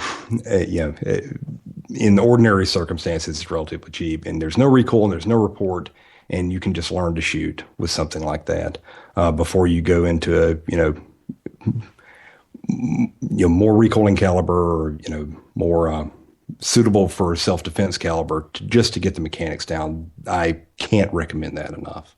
Yeah, and if she does get a handgun, I love 380 auto for new shooters, male or female. Yeah. Just any 380 auto gun. One of the SIGs I mentioned, the P232, is a 380. If you were to carry that daily, you would be able to put an attacker down with it, but it's not going to recoil so hard that it's going to give you any problems. There's barely any recoil with 380. If I'm not mistaken, the 380 is the one that Rick Perry allegedly took the coyote down while he was out running, right? Absolutely. Yeah, then he geniusly ran back and explained to a reporter how the weapon was unarmed, and then he loaded it. So yeah, great telling everyone you carry an unloaded firearm, Rick Perry. Yeah, good job. I've got to disagree with you guys. I'm going to say 45 Big 2 World War II style. It's a joke. Hand cannons. And to start with that. My problem with the 6 Hours are, as much as I would like to own one because I know they're great guns, they won't fit in my hand. They're too small. They stop right at like midway through the pinky finger is where it stops. Is where the grip stops. It's funny you said that because I had to get the grip extension on mine with the magazine. But once I did that, it's perfectly fine. That's just that's always been an issue for me. It was $15 for the grip extension. $15. Somebody is asking. Prairie Dog says, "My wife wants an M&P. What is your opinion on that gun?" Andy, I'll start with you. Heard great things about it. Haven't shot one myself. I've heard good things about it too. Sean? Better than a Glock. I'll say that it will not go off in your hand for no reason. They're a good entry level gun. I would trust them more than those $200 and $300 God knows where they came from specials. But yeah, I mean all things considered, good gun. I would just try to. They're for rent at a lot of ranges these days because they've been around a little while. So I would say if that's what she's looking at, or that's what they're looking at, go to a range. They'll probably have an M&P in some caliber, probably 9mm, but go there, shoot it, see if you like it. Yeah. Hammy, you want to wait? Well, you don't have any handguns, so never mind. No, can't help you there. Yeah. So. But thanks for saying. Can you say that a few more times, please? I'll give you my address too. We can broadcast that on here. Chrissy, if you have not gone to, and because I know where you live, I'm going to. Well, I know the area you live. I will say this. Taylor knows where you live. The area, DFW Gun Range, DFWgun.com. That's where I actually got my training. Fantastic guys there. They have so many. They have so many guns there. It was fun. I want to take a break for a minute, and then we'll come back and let's discuss open carry and open carry strategy, and then we'll also discuss comments that President Obama said earlier this week regarding gun laws. So we will be back right after this. This is Saturday Night Cigar Lounge. I'm your host Taylor. Stephen Hamilton is here. Andy from Ace of Spades is here, as well as Sean Vinkman. So we'll be right back. This is Vigilant Liberty Radio, Saturday Night Cigar Lounge. Right after this. This is the Pint-Sized Pundit, and I am here to tell you that anything Taylor says on Saturday Night Cigar Lounge is his opinion and his opinion only. He does not speak for his employer, his employer's employer, or anyone else. He especially doesn't speak for Liz unless she says so.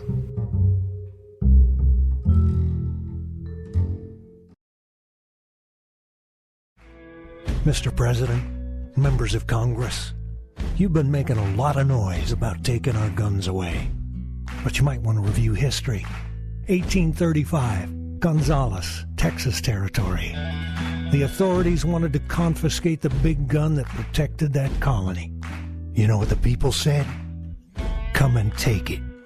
Because they were willing to fight for their freedom and their guns.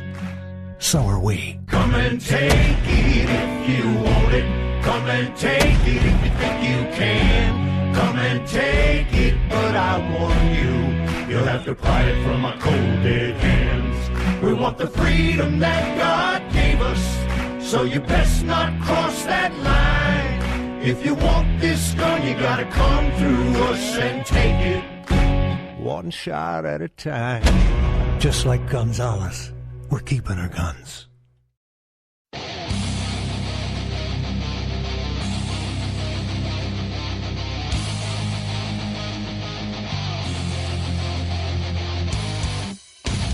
Hi, this is Jonah Goldberg from National Review, and you're listening to Vigilant Liberty Radio.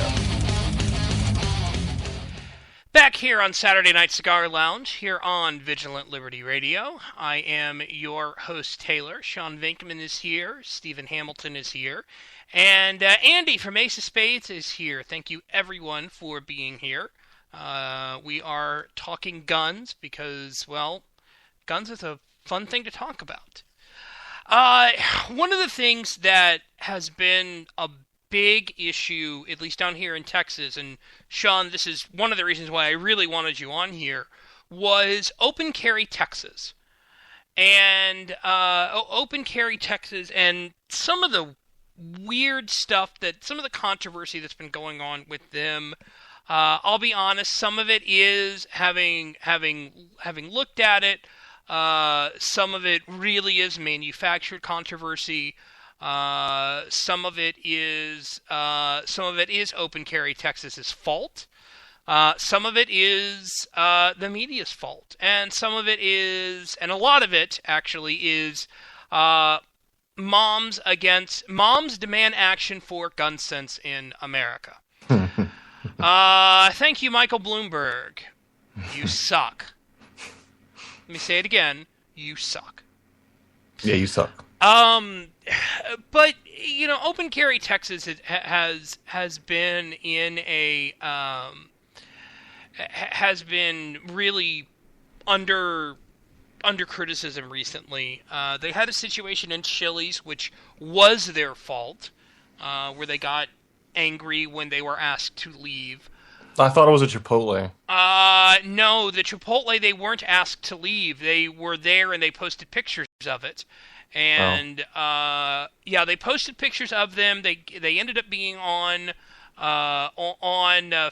Facebook or on Twitter. Moms Demand Action grabbed it, and yeah, Chipotle then changed their rules when everything kind of went nuts. But Sean, what's your opinion of open carry? Okay, well, all right. Are we talking about open carry or open carry Texas? Let's talk open carry in general. Okay, open carry in general. All right. For once, I'm going to try to take a middle of the road position, which I'm sure people promptly disagree with it, but I'm gonna try. There's a couple factors at work here to kind of speak about why open carry demonstrators in Texas have AR-15s. If you didn't know Texas law, you'd think like, come on, they couldn't put a 9mm in a holster and demonstrate with that. The short answer is no. That the only open carry that's currently legal in Texas is antique pistols, meaning like 17 and 1800s pistols, or long guns, meaning AR-15s and rifles. So, there was a good meme I saw the other day that said, if you're going to be open carrying, please do it professionally. Wear a button-down shirt, wear slacks, and then it showed two people. I don't know if they were from Open Carry, Texas, but they were obviously demonstrators in some restaurant. And one had actually an AR-15 at low ready, meaning like he had his hand on it, like he could have just like easily raised it a little bit, started shooting. Would you be okay with putting a handgun in your hand and walking around with it? I don't think that's the right way to demonstrate open carry. But that's why these people were forced to have AR-15s. And did they at the picture I was shown, were they dressed appropriately? No, they were dressed like FUDs, and that's not going to help anyone with anything. And there was a lack of firearm discipline. There's no need to have an AR-15 at low ready if you are going to open carry an AR-15. And but that's why they had rifles. And all right, now I'll move on to what I think about open carry. And like there's this sensible side of conservatives and conservatarians and libertarians that it's easy to try not to piss anybody off, for lack of a better word. But if you think about how people gained freedoms in this country over the last 100 years, it wasn't by refusing to piss people off. Rosa Parks refused to move on the bus, which caused a huge stir. When gay people were trying to get marriage rights, it wasn't, let's just take baby steps at a time and try not to offend everyone. No, there was gay pride rallies, there was gay pride marches. You go to parks and you'd see gay people demonstrating. That they're sitting there saying, "Hey, we're not going to stop. We're here. We're queer. You like it." And everyone was forced, including the people who weren't fans of it, to kind of take a hard gulp. And they might not agree with it, but the politicians in a lot of states finally caved and were like, "Okay, so what? We let them get married. Okay." And if you attribute that to gun rights, I think it's very important to not try to tread lightly because it's a sensitive subject. Civil rights in America with African Americans was a sensitive subject. Gay marriage in America was a sensitive subject, and now open carry is a sensitive subject. That said, I would refer to what I just said about the right and wrong way to do it. I personally don't see a problem with professional open carry. And I mean professional, like if someone were to look at you, they would think that you could be an off-duty police officer or something like that. That you look professional, you're clean cut, you don't look like you just rolled out of your mom's basement with an AR-15 and you haven't shaved in 2 weeks. There's a right and a wrong way to do anything. And of course, open carry is the same way. But as I read the Second Amendment, it says you have the right to keep and bear arms. If I just keep guns at my house, it doesn't do me a whole lot of good if I go and get robbed when I'm at the store. So we can sit here all day and say, open carry is bad. Open carry is evil. It hurts more than it helps. But if in my opinion anyway, if you look at the if you look at the facts regarding it, okay, if I'm open carrying, I'm probably carrying my handgun in an outside of the waistband holster, which has a retention strap, which is a very firm, like police have, one of those very, good, their gun doesn't come flying out if they start running type holsters. And if you look at inside the pant holsters, which is what you have to do when you're forced to conceal carry, well, then you're either, pointing guns on the side of you, which are probably going to protrude, probably going to print, meaning someone can see it through your shirt, which is illegal in the state of Texas, and you can go to jail and lose your concealed handgun license. You'll have to put it in the front, which means you're potentially pointing a loaded firearm. I hope it's loaded, not much point to it if it's not loaded, at the family jewels or at your femoral artery, both of which wouldn't be very pretty if it went off. Or you have to put it, on your back, which is a pretty awkward draw if someone's trying to rob you and already has a gun pointed at you. I don't think that's going to end very well for you. That said, it'll also affect draw times. If I have to go under my shirt to draw a gun and someone already has one in their hand, once again, it's probably not going to work out very good for me. And then the other aspect of open carry, which I think there's huge misnomers about, is people that are against it say, oh, if criminals see someone open carrying, they'll go after that guy. And my response has always been bullshit. If you're a gang member and you're sitting outside of a gas station and you're sitting there with your buddies and you're like, all right, man, we're going to do this. We're going to rob, one of the next few people that comes out of this gas station or that comes up to this ATM or, whatever. You see a little old lady come out, you're going to be like, meh, yeah, pretty good. And if a guy comes out with a 45 on his hip open carried, with a dual mag pouch, he has spare mags on him, you're trying to convince me that those people would purposely target that guy when the next guy that comes to the store could be an emo, hipster, skinny jeans wearing kid with a wallet full of daddy's money? You know what? People that don't like it because they're afraid of offending sensibilities, I would refer to one of my favorite quotes, and then I'll let everyone else get their opinion in. This is a quote from Stephen Fry. I'm not saying I agree with him 100% on everything. I'm just saying this quote he's on. He says, it's now very common for people to say, I'm rather offended by that, as if that gives them certain rights. It's simply a whine. It is nothing more than a whine. I find it offensive, in quotes, has no meaning. It has no purpose. It has no reason to be respected as a phrase. I'm offended by that. Well, so fucking what? And that's what it comes down to, is open carry. We're afraid of people's sensibilities. And I'm just trying to figure out, if no one cares about conservative sensibilities, if no one cares about libertarian sensibilities these days, no one cares about conservatarian sensibilities, the government and Democrats tell us, well, swallow down on some gay marriage and swallow down on everyone getting audited and swallow down on our troops, losing everything they worked for in Iraq.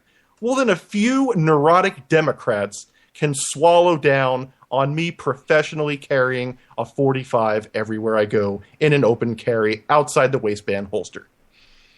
Andy, what do you think of open carry, just in general? In general, I'm a proponent of open carry.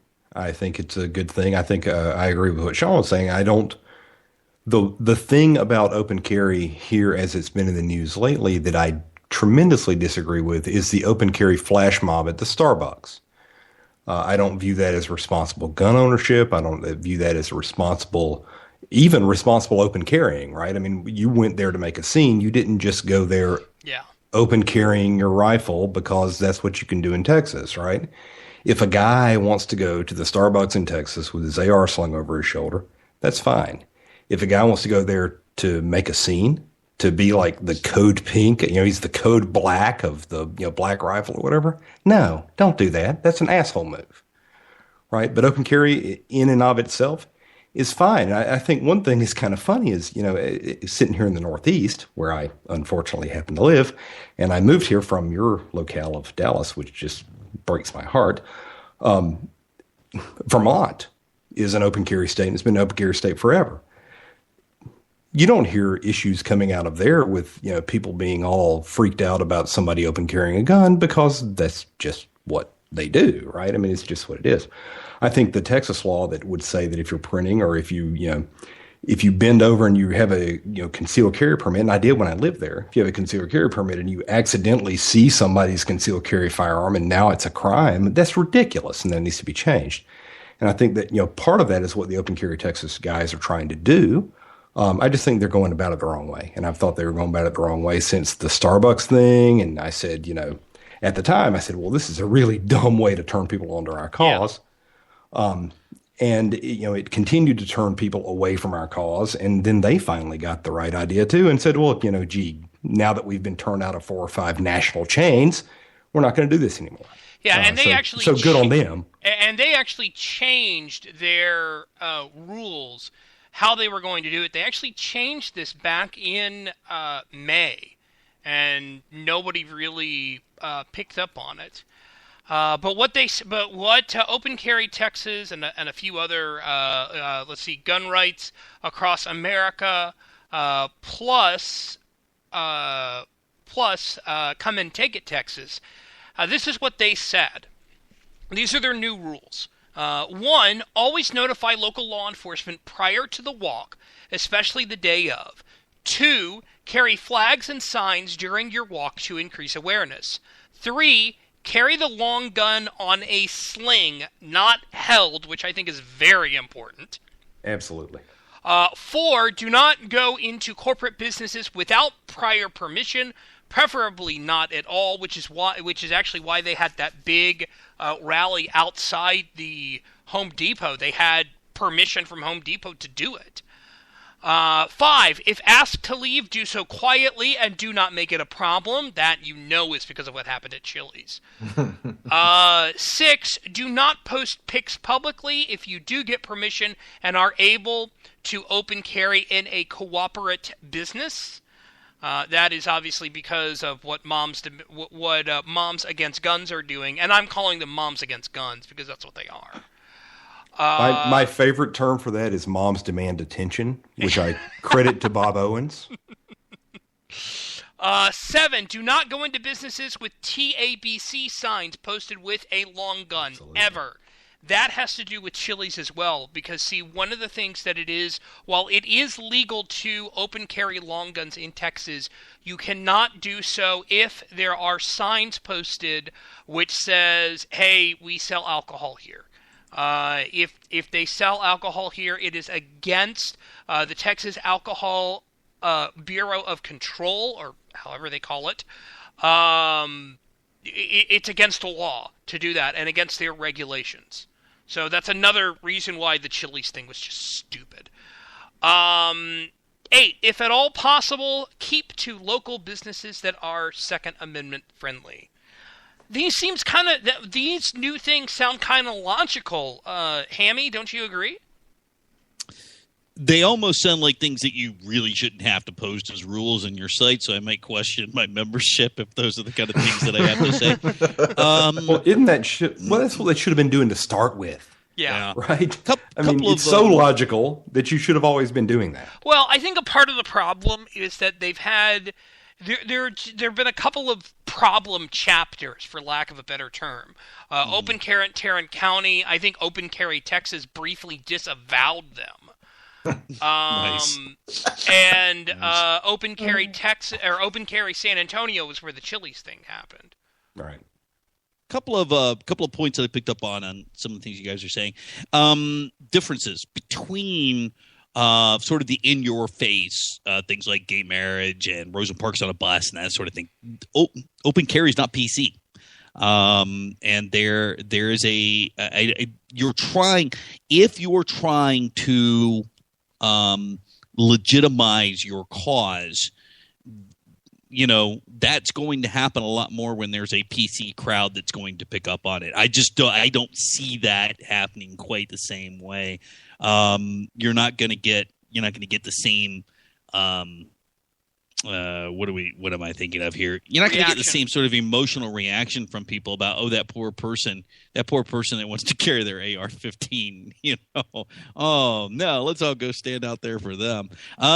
Something else that was for me was kind of weird. I was in Tulsa a couple of weeks ago. I hadn't seen this. I live in Virginia. We're like open carry all day long. Nobody cares. And I was in Tulsa, and I was amazed at all these places I saw that had that little sign on the front of their door. It was like, like no guns.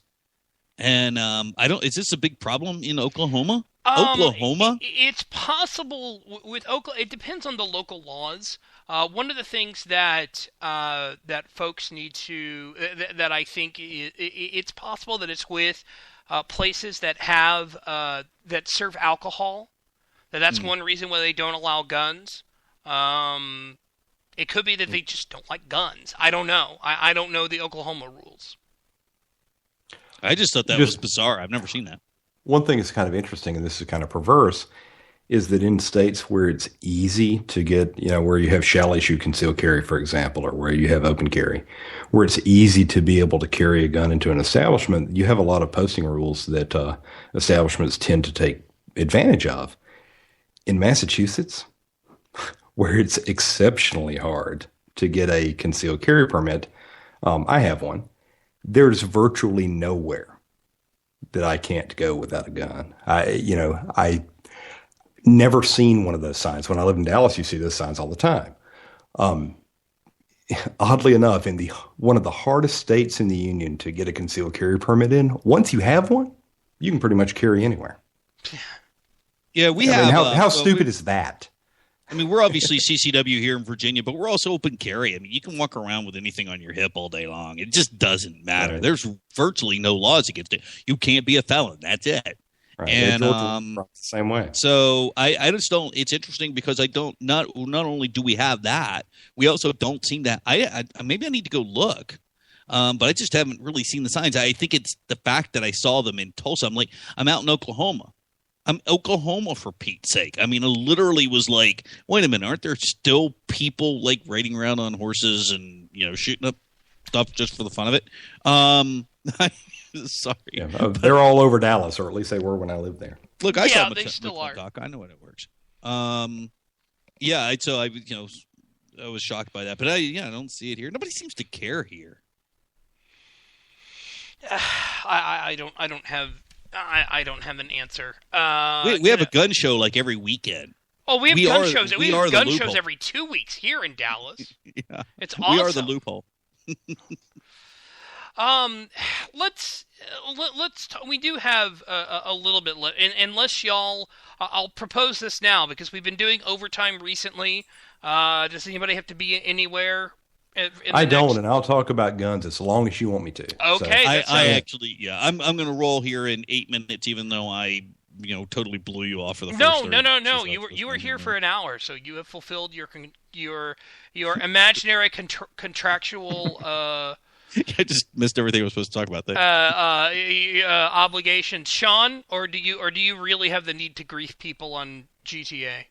I'll have to check my Palm Pilot, but I think I'm free. Do you have the 7? That has that little flip up thing so that you can actually go on the internet and see it.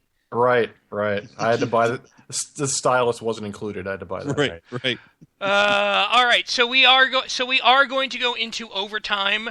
We will be on for at least another hour, at least max another hour, because that's when the time runs out. Here on Spreaker, instead of on Blog Talk Radio, on Spreaker you can go 3 hours. On Blog Talk Radio, you can only go 1 hour. Oh, wait a minute! I pay for more than that. That's why I'm allowed to go more than 1 hour. It is such a fun conversation.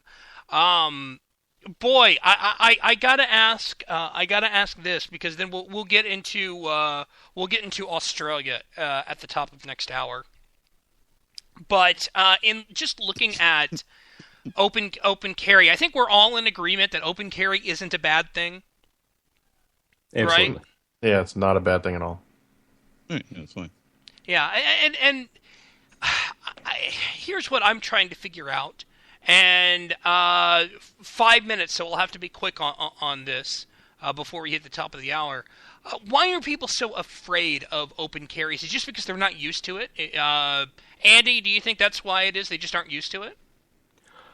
I think so. I think, again, to my point about the kind of worst ambassadors being guys carrying ARs at low carry, the people that recoil at it, or that's what they're recoiling at, right? But, you go to Vermont and see some guy walking around with a pistol on his hip, it's like, whatever. There's a guy with a pistol on his hip. Or Georgia's the same thing, right, where I'm from. So, yeah, I think that the term open carry, when it's bandied about in the media now, has a connotation, unfortunately, because of Open Carry Texas, that doesn't really resonate with people that are on the gun side that think about open carry just as a general rule, right? Hammy, what do you think? Yeah, I think in general, there's going to be some sensitivities out there of people that are kind of like they associate two groups of people with carrying guns, right? Cops and criminals.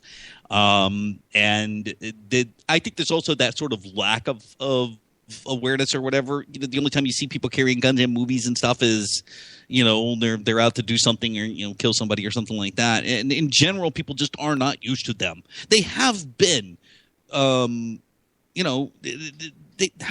there's been this brainwashing of the American public over the last 30, 40, 50 years of guns are bad, right? And so that is how people see it. And there's got to be sort of the adults are in the room way of handling that and saying, no, this is perfectly normal, no problem here. We're not out to offend. I'm just, I'm just here, and it's a gun on my hip, or it's a whatever, and kind of bring some sensibility back to it. The whole I'm gonna go out of my way to deeply offend and sling over my shoulder. Again, you're not gonna win any PC wars with that, so don't even try.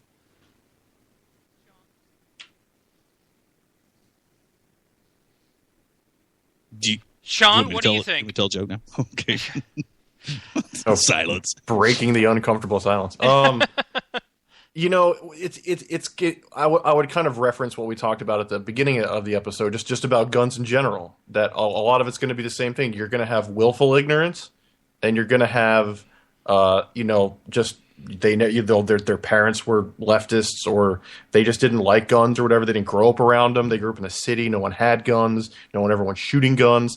So when they see someone with a gun, they're like, "Ooh, why do they have that?" And then there's the willful ignorance, which of course there's no winning those people over, because I remember I was reading a Democratic message forum one time, and I'm not even going to give out the link because I don't even want people to get the page views out of morbid curiosity. But there was one guy in there who was a definite willful ignorant who said, if I could pick up a gun to save a child's life, I wouldn't, because I think guns are evil and I wouldn't want to advance that agenda. So there are people out there that are that much against guns. So it shouldn't shock anyone that when they see someone carrying a gun, and like y'all said, I wish in the state of Texas you could demonstrate with handguns, but the only open carry we can do is long guns right now. But there are people out there that when they see that, whether it's through willful ignorance or not, they're just gonna get their panties in a twist. And unfortunately, in my opinion, the only way to fix that is to do more of that professionally. Professionally, keyword, professionally. Yeah. Right. Yeah. Hammy, before you sign off, at least, where can we find you online? The Two Pilot on Twitter. And, of course, oconradio.com, gettinghammerradio.com. And shameless plug, come on over on, especially Monday or Tuesday nights. We run regular shows and special shows the rest of the week over on Ocon Radio. All right. Thank you so much. Thank you so much, Hammy. Thanks, guys. We will be back with Overtime. This is Saturday Night Cigar Lounge. I'm your host, Taylor. Andy from Ace of Spades is here. Sean Vinkman is here.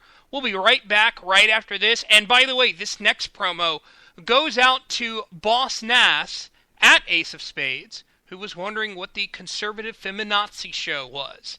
So, this is for you, Boss Nass, and no, it's not conservative feminazi, it's conservative feminist. We'll be back after this.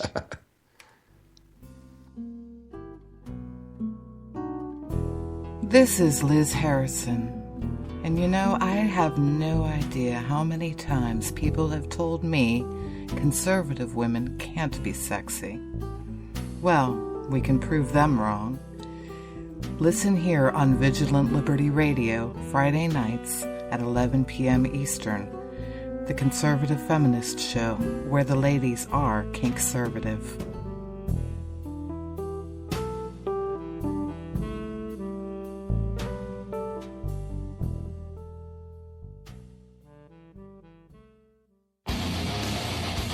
VLR.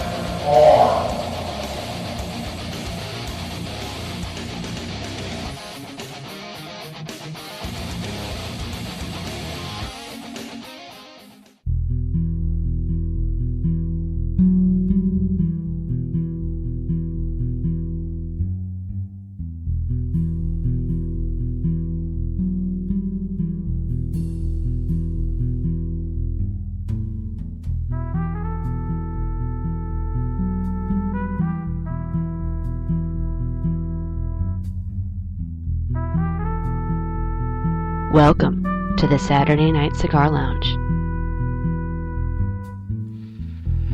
And this is Overtime here on Saturday Night Cigar Lounge here on Vigilant Liberty Radio. Thank you very much for sticking around for it. I'm your host, Taylor. I'm joined tonight by Sean Venkman at Mr. Faux Pal. Also joined by Andy from Ace of Spades. That would be Ace of Spades HQ. We enjoyed having Gabriel Maller on so much last week that we just had to have another Ace person on.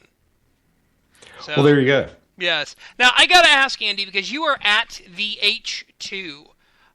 Where was the decision to come up with? Was that just, hey, let's do double H, or was there another reason? Oh, you know what?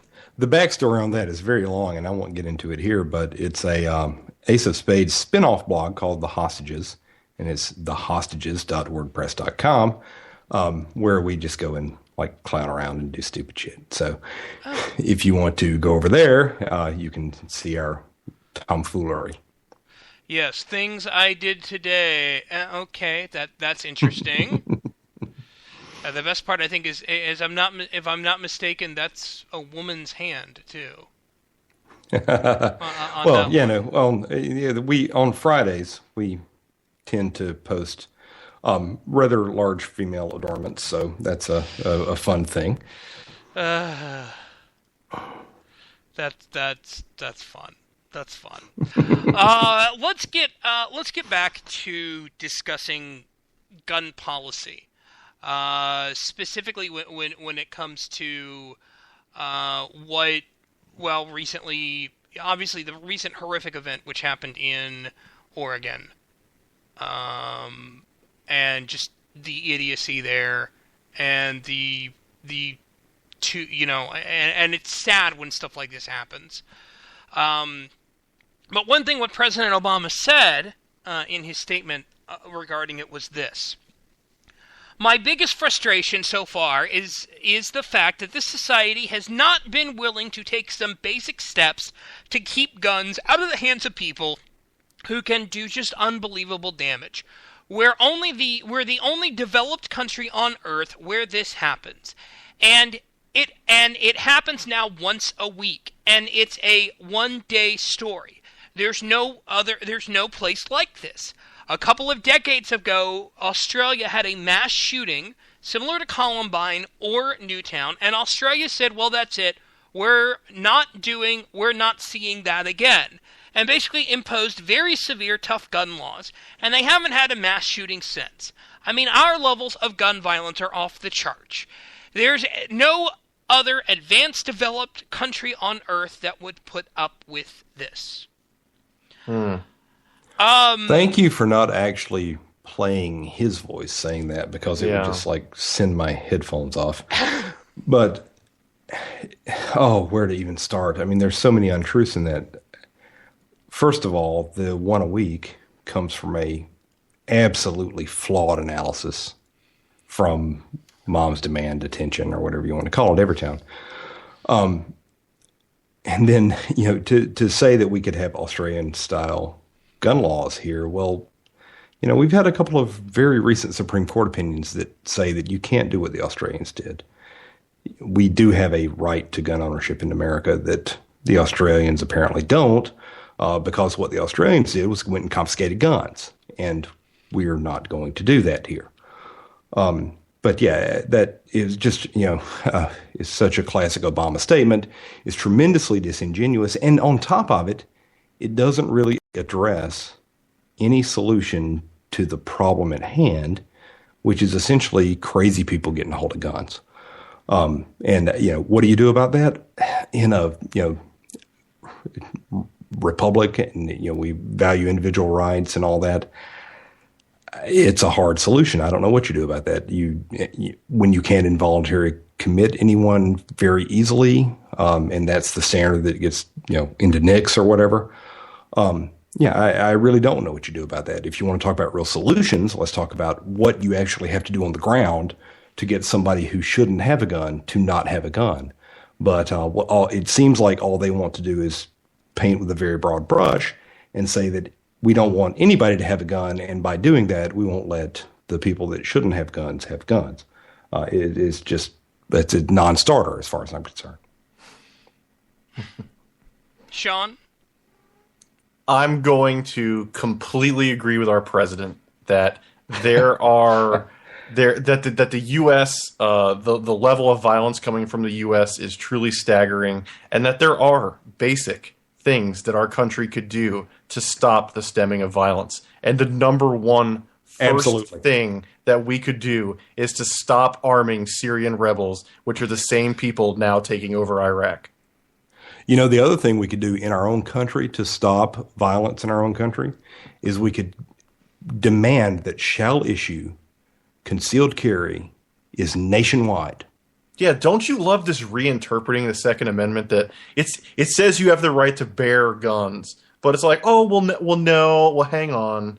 Well, let's you got to get a license from the state, right? And for people that don't know what we're talking about, there's two different kinds of concealed carry states. There's may issue states where it's like you can apply and they may issue you a permit, meaning like if in California you're famous, or you pay off a judge or something like that, then they may issue you it literally is arbitrary. Right. Like, and then Massachusetts, it literally is arbitrary. Right. And then there are shall issue states where it basically, the how it works is that they run you, and if you're not a felon and if you're not a violent criminal, then it's not like, oh, well, I know this guy, he contributed to my campaign as sheriff, so I'll sign off on it. It's you shall issue that. So when you hear us say may issue and shall issue, that's the difference. May issue, for lack of a better word, is complete BS. Yeah.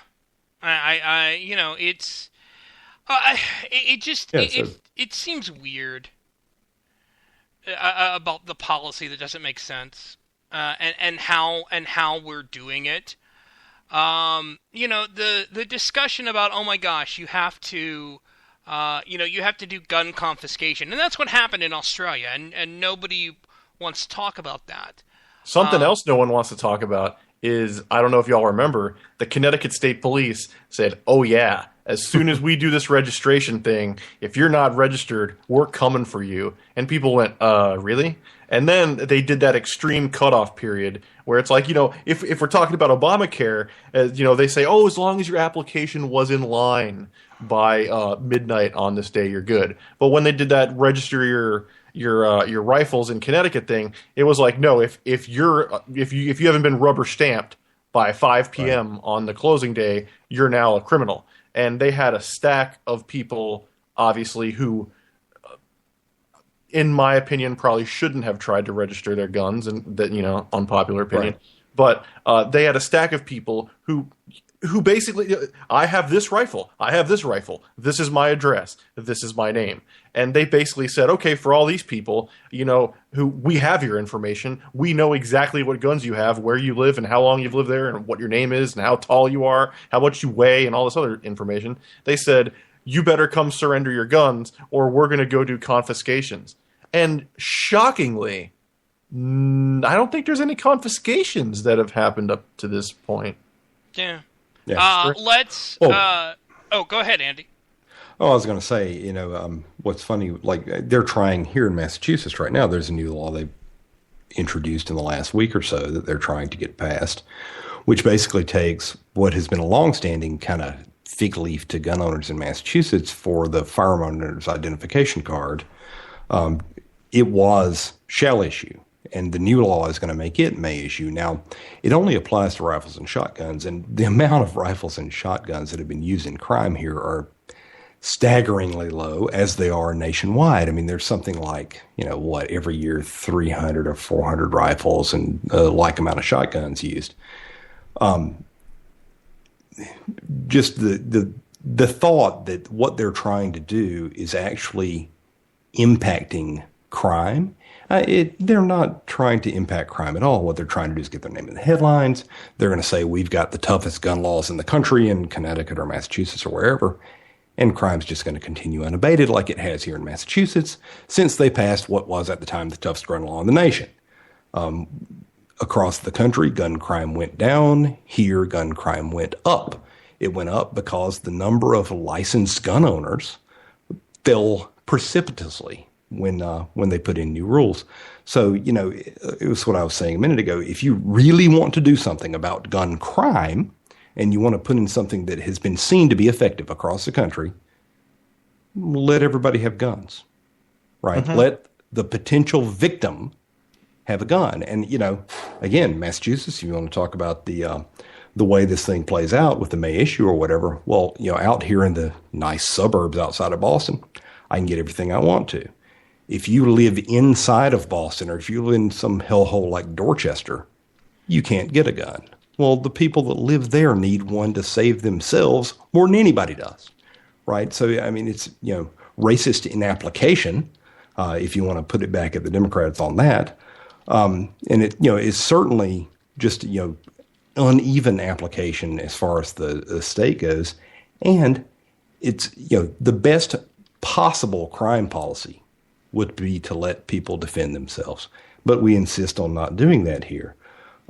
So when I hear people like Obama come out and say that what they want to do is put in all these new gun laws, or like in Massachusetts, they want to put in all these new gun laws, the people that they affect are people who want to legally own guns.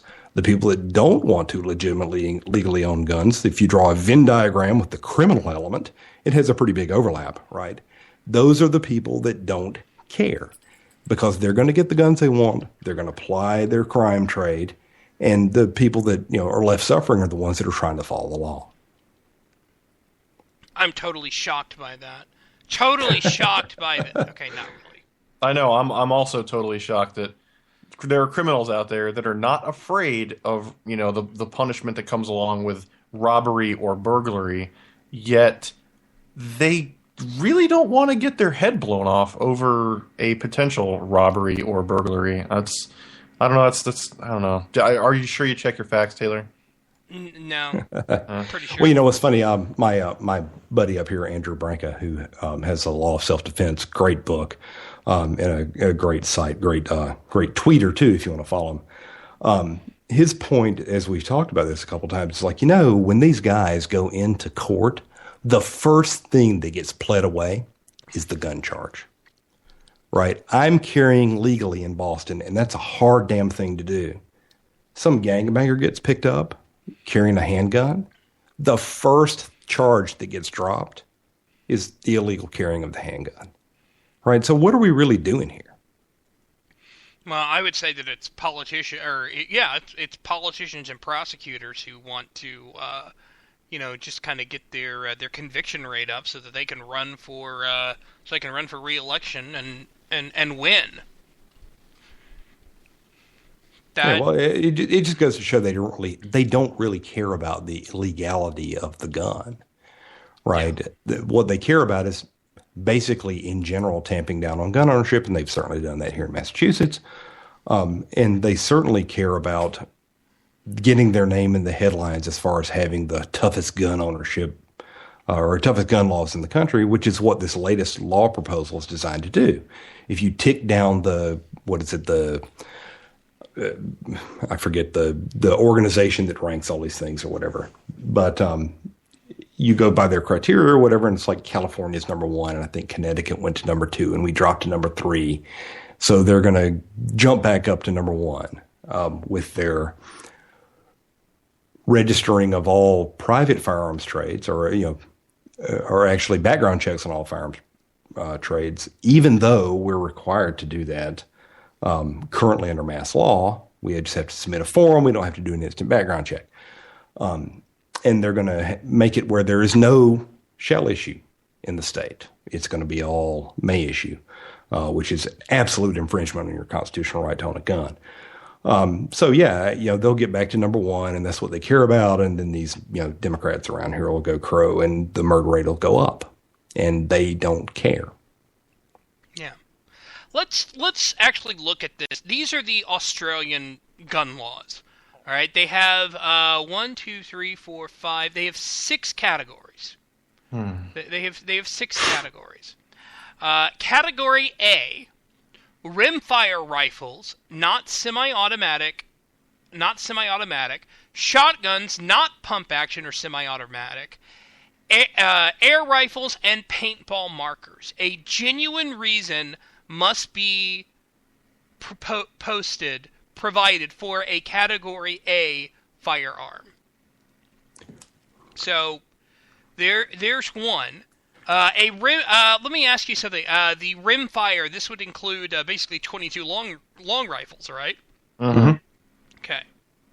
So there's that. Category B. So you can't own a 1022 without asking the state for it, or I guess it's probably banned there now. Right. I would imagine that, like Taylor said, you have to ask permission. You have to ask. So permission. I would assume that someone who was rich enough to be able to afford a lawyer might have a better shot at being able to get that approved, which totally doesn't discriminate against the poor in any way, shape, or form. No, and absolutely doesn't discriminate on a racial basis either. Yeah. Here is the next one. Category B, centerfire rifles, not semi-automatic, muzzle-loading firearms made after the 1st of January, 1901. Apart from a general reason, a genuine need must be demonstrated, including why a Category A firearm would not be suitable. Excellent. So again, you have to go to the government for permission. I take it in case of alien attack would probably not be one of those reasons they would. Yeah. Well, what's interesting is wouldn't you think that if you went to them and said, well, I'm a drug dealer and my enemies are trying to snuff me out, wouldn't that meet the general need? I mean, you got armed people coming after you. Yeah, that is true. By the way, they have proposed this kind of law in Chicago. I think they tried to get in Illinois. They tried to get this kind of law passed. Yeah. Actually, in a lot of counties in California, that's kind of how it is. Where it's they're may issue counties. So now that's not to own, that's to carry.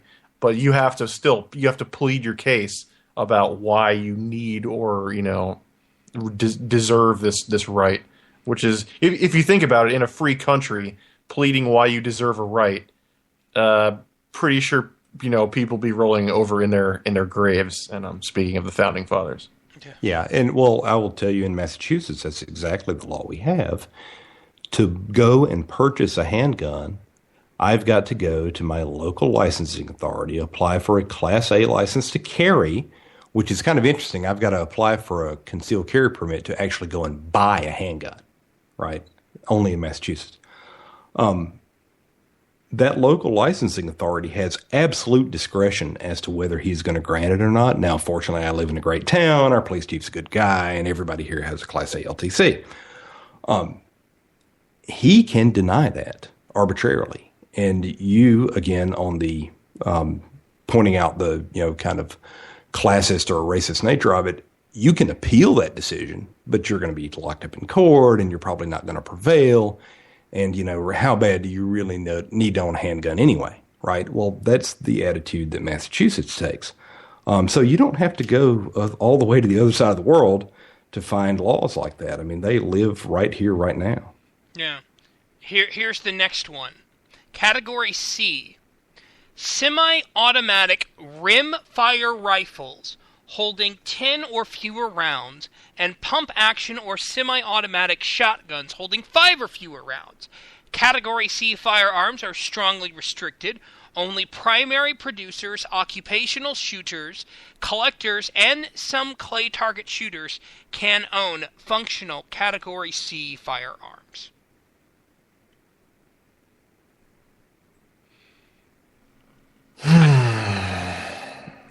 So yeah, Barack, that's what we ought to do here. Yeah, banning those semi-automatic rimfire rifles. Those things are always used in drive-by shootings. Yeah, you just recalled every 1022 ever made. Nice. How many of them are there? There's millions? 1022, like the gun choice by every criminal. Yeah. Everybody's first gun, right? Yep. But used in crime every day. Oh yeah. All right. Here's the next one. Category D: semi-automatic center fire rifles, pump action, or semi-automatic shotguns holding more than 5 rounds. Now, here's the key point. Okay?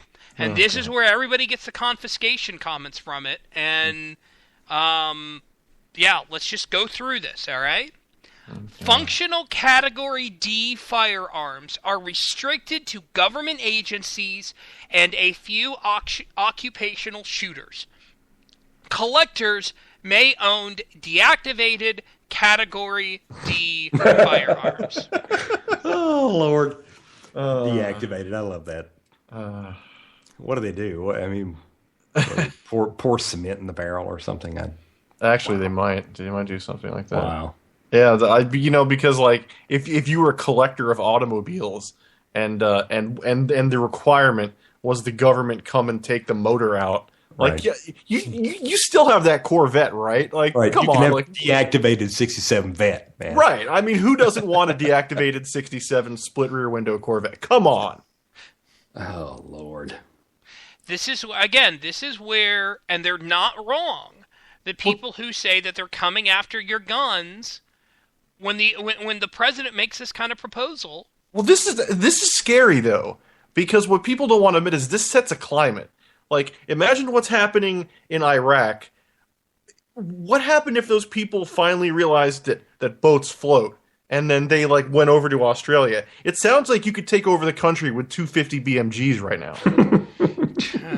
And and people would be like, oh yeah, so someone's gonna take Australia over. Yeah, no one's ever tried to take over another country before. I mean, it could happen. And when you have a de-armed populace like this, it might result in what's happening in Iraq, which is your military getting marched out of a town, and then possible public executions and stuff. Yeah. All right. Would never happen in Texas. No, it wouldn't. I basically my survival plan is to beat a path back there real quick. But I want you guys to come to the hill country. You will be welcomed into the hill. I just want you guys to know that I am on the front lines out here for you. You're a brave man. I don't think I could do Massachusetts. Well, it's awful. What's funny? We have, if you will indulge me in a little bit of Massachusetts firearm law here, since we have a few minutes. They have here what is called, oh, you got to love this, basically the approved firearms list. And that means that you can go to a gun store and you can buy anything on the list, and it mainly affects handguns and the evil assault rifle. And again, air quotes. When I was looking at moving here, and I, of course, meticulously researched the gun laws, and I was living in Dallas at the time, and I was like, oh, crap. There's a bunch of stuff I want that I can't go and get. And, you were saying that there's a gun show every weekend in Dallas. Well, you know what? When I was moved up here, I was going to every one of those damn things. And every weekend I was walking out of there with a very heavy sack. So when I moved here, I basically brought, at the time, everything I thought I could possibly want. So yeah, but I look at that list. I'm like, this is the stupidest thing in the world. You've regulated the people as much as you can regulate them, and then you can like limit the guns they can buy. Yeah. It's just dumb. Here is Category H. All right. Handguns, including air pistols, and deactivated handguns. This class is available to target shooters. Now, check this out, okay? To be eligible for a Class H firearm, a target shooter must serve a probationary period of 12 months, the first 6 months using club handguns, then in the remainder of the last 6-month probationary license, an application may be made, permit to acquire. A minimum number of matches yearly to retain each category of handgun and be a financial member of an approved pistol club. Wow. No classist issues there.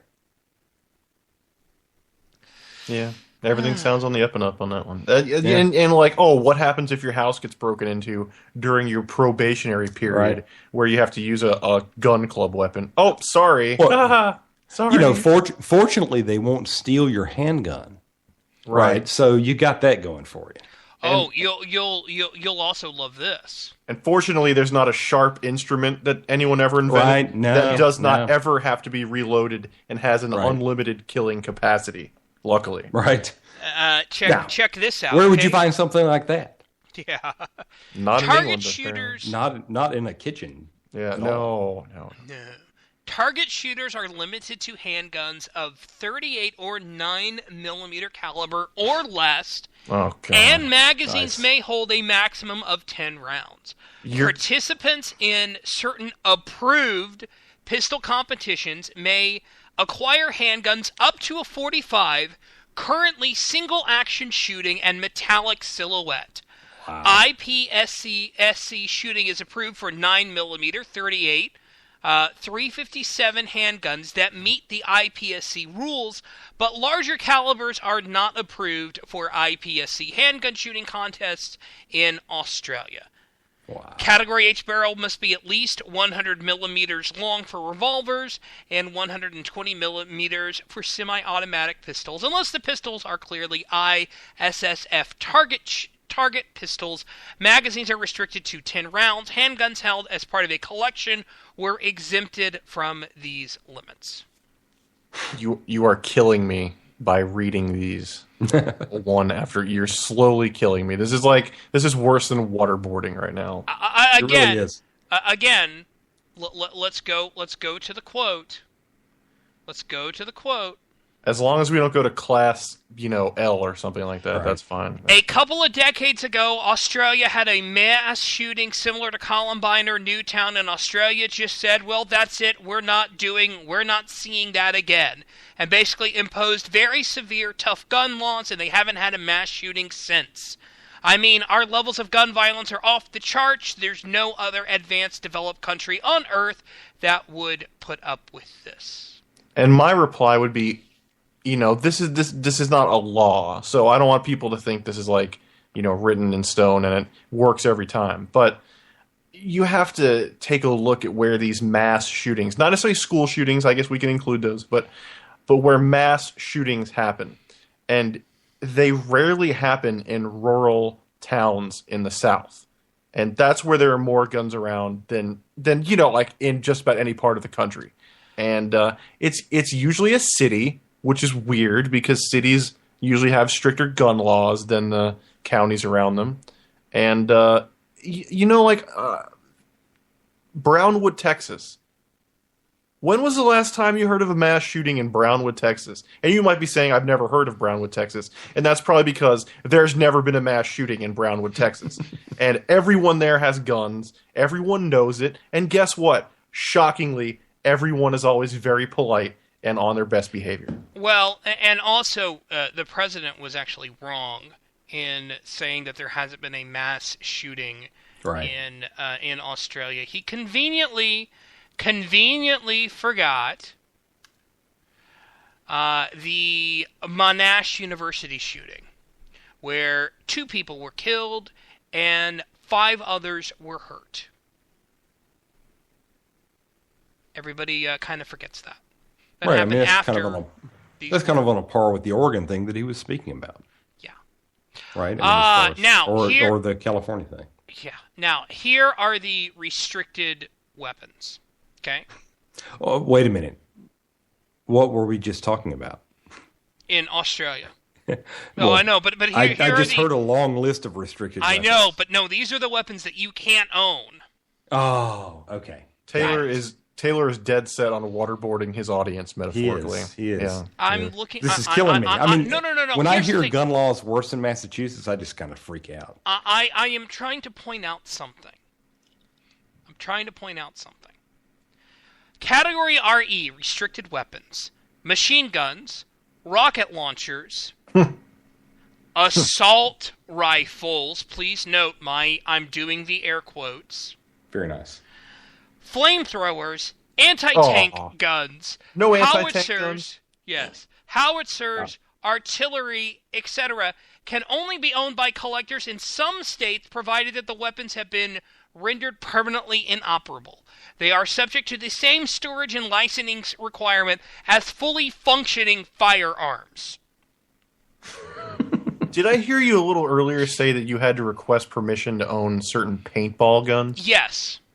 Okay. Yeah, if that's not the perfect proof of the slippery slope and government illogical insanity, I can't sit here and talk for 40 minutes and top that. I just can't. They're banning paintball guns. Were they assault paintball guns?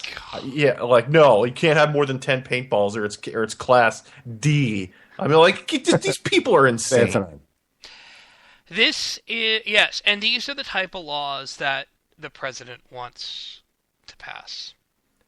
I admire him telling the truth for like the third time in his presidency, but yeah, I'm not sure what good it would do, and I would just say go home. Go to Chicago. You know, tell your Secret Service to stay at home. You don't need them because guns are banned, right? Exactly. Yeah, just walk down the street. I mean, you don't need a limo there. Yeah, everyone's friendly there. Like, nothing bad ever happens there. So you know what's funny? It's like, I think the richest man in Australia soon will have a milling machine. Because the easiest thing in the world to do is to turn a little bitty block of aluminum or whatever into one of these banned guns. I mean, it's not even challenging. And while we're talking about Australia... It's just a tool. Right. While we're talking about Australia, I'll give a special shout out to Kim.com. He's trying something new. He's trying to shake up the status quo there by doing the internet party. If you have no idea what I'm talking about, it's really worth a look because they went full fascist on that guy. Like, they confiscated everything. And, you know, like in Australia or New Zealand?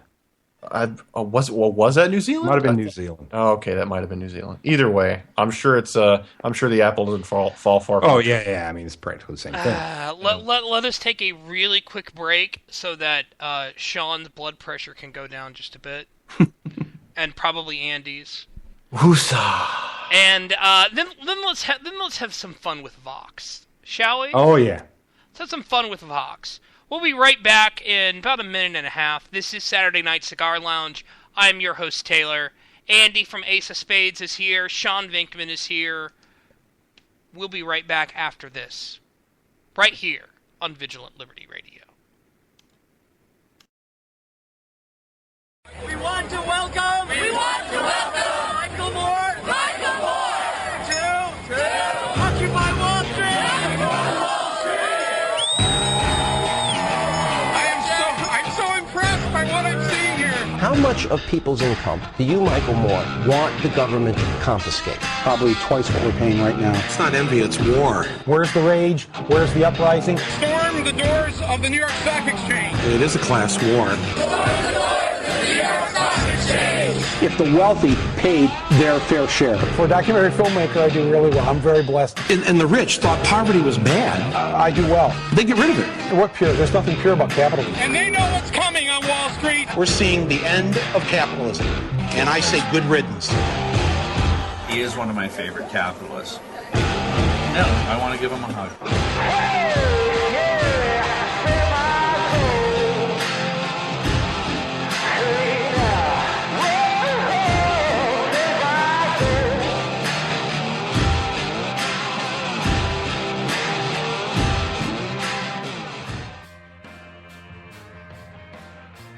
Hi, I'm Dustin Hoyt with America Our Way, and you can hear me right here on Vigilant Liberty Radio at 10/9 Central on Thursday nights. We bring you the best in political commentary from the right-wing, conservative, libertarian perspectives coming together and bringing the best content on the internet. Be sure to tune in every week for your favorite shows. Follow us on Facebook and Twitter.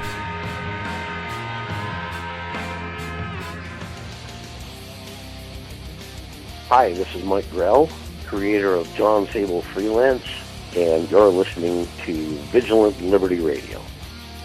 Back here on Saturday Night Cigar Lounge, here on Vigilant Liberty Radio. Thank you for staying here for overtime. Andy from Ace of Spades is here. Sean Vinkman is here. I'm your host, Taylor. Now, let's talk about our good friends over at Vox, shall we? Explanatory journalism. It's a new thing. About, 4 days ago, they published a story in quotes, much like assault rifle in quotes, where they said, and this was Zach Beauchamp, or Bouchamp, whatever. As a yet unidentified school shooter attacked Reynolds High School in Portland, Oregon today, it was actually outside of Portland, killing at least one student. It was the 74th school shooting since Sandy Hook in Newtown, Connecticut. As this map shows, they've happened all over the country. The data comes from Everytown for Gun Safety, a recently formed gun control advocacy group. And non-biased. Yes. Everytown defines school shooting as assault, homicide, suicide, and accidental shootings that take place inside a school building or on a school or campus grounds. This was actually quickly debunked by Charles Johnson, formerly of the Daily Caller, who said that by using the Sandy Hook massacre as a frame of reference, the Everytown map left the impression that the shootings included on were similar. By my count, wrote Johnson, fewer than 7 of the 74 shootings listed by Everytown are real mass shootings.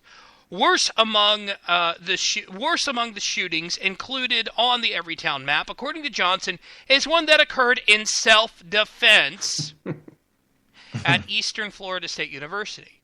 Another shooting listed on the map was one related to drug dealing and not a case of a gunman seeking to wreak random havoc on a pistol.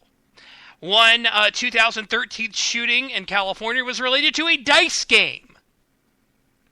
Others included a public suicide, shootings related to gang activity, a dispute over a Nintendo Wii game console, and a lover's spat involving a high school principal.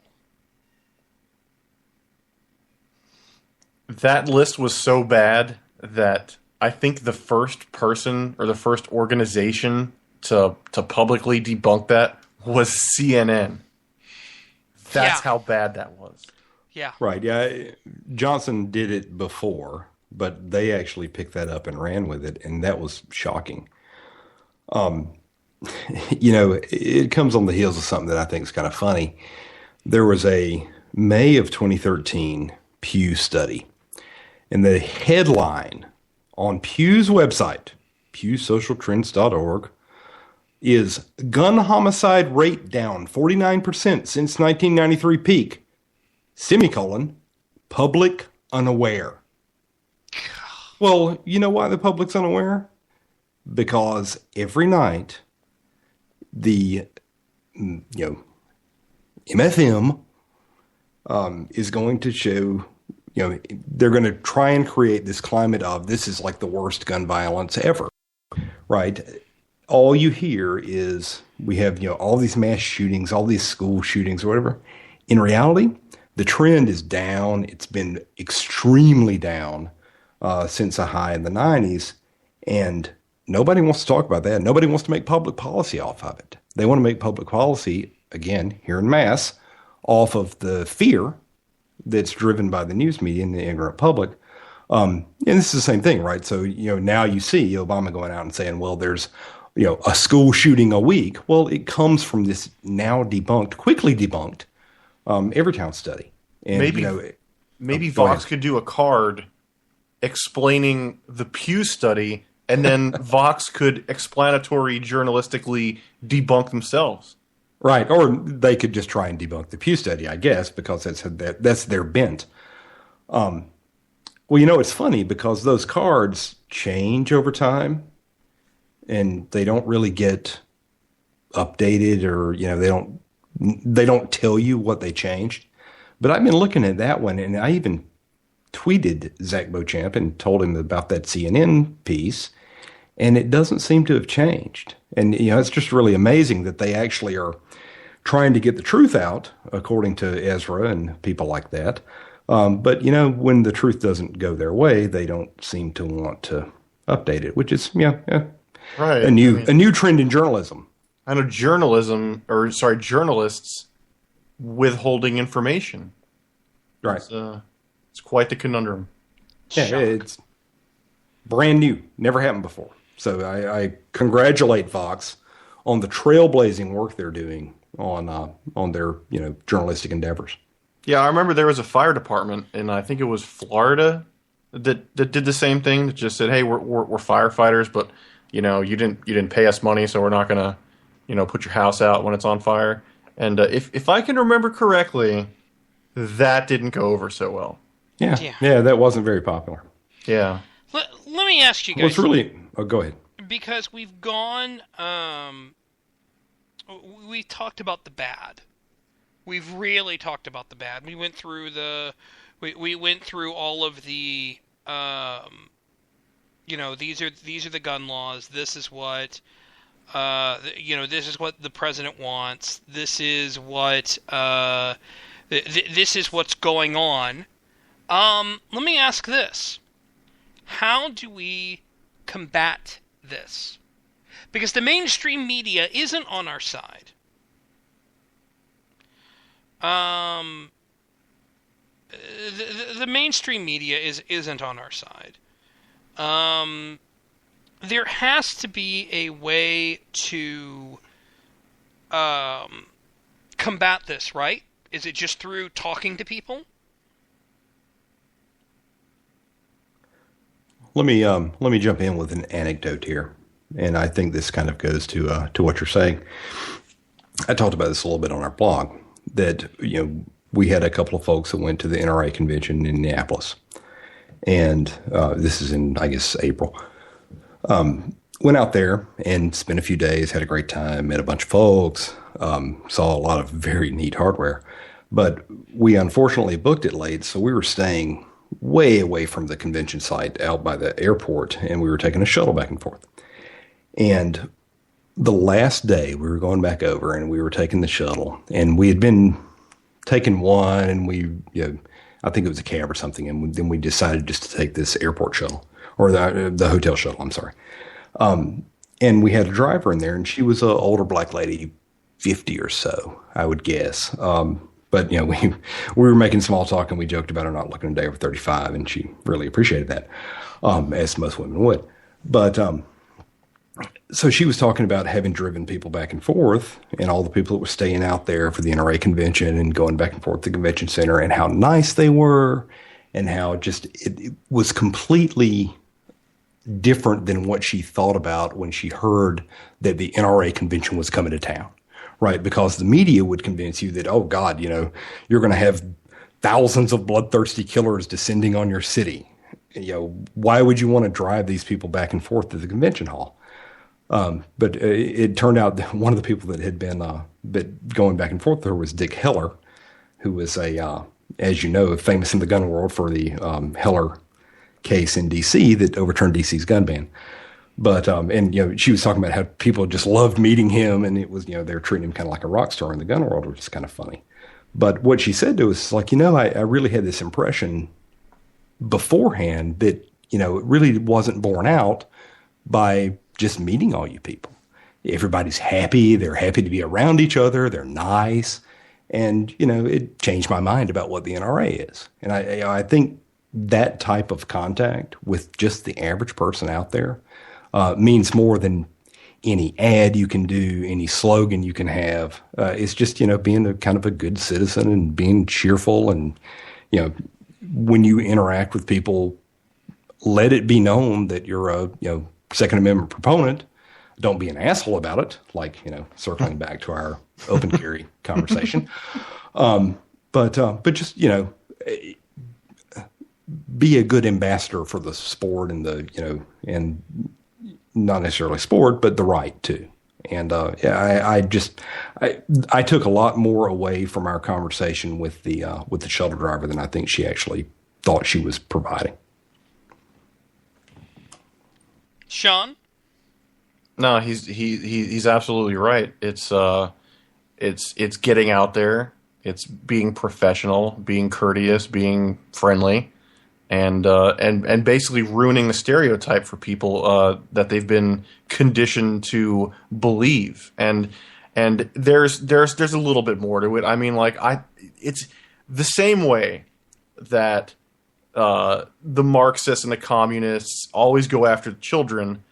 Go after once again the 15th time we've used air quotes in this episode, but take kids shooting. Of course, if their parents are cool with it, but take them shooting, introduce them to it when they're old enough, and don't give them a friggin' 12 gauge shotgun when they're 8 years old and tell them to go blow a tree stump off of the backyard. But 22 rifle plinking. You can even start them with an air rifle. I started with BB guns and pellet guns, worked my way to a 22. From there, worked my way to small caliber handguns, and then larger caliber handguns and semi-automatic rifles. So start with the youth, convert them. That when if you always take your neighbor's kids shooting a few times a year, and then they go to school and they get that that rabid leftist teacher that they're predestined to get at some point in time, and then that starts spewing all this nonsense and just complete crap. They're going to be like, well, wait a minute, gun owners aren't psychopaths. I go shooting with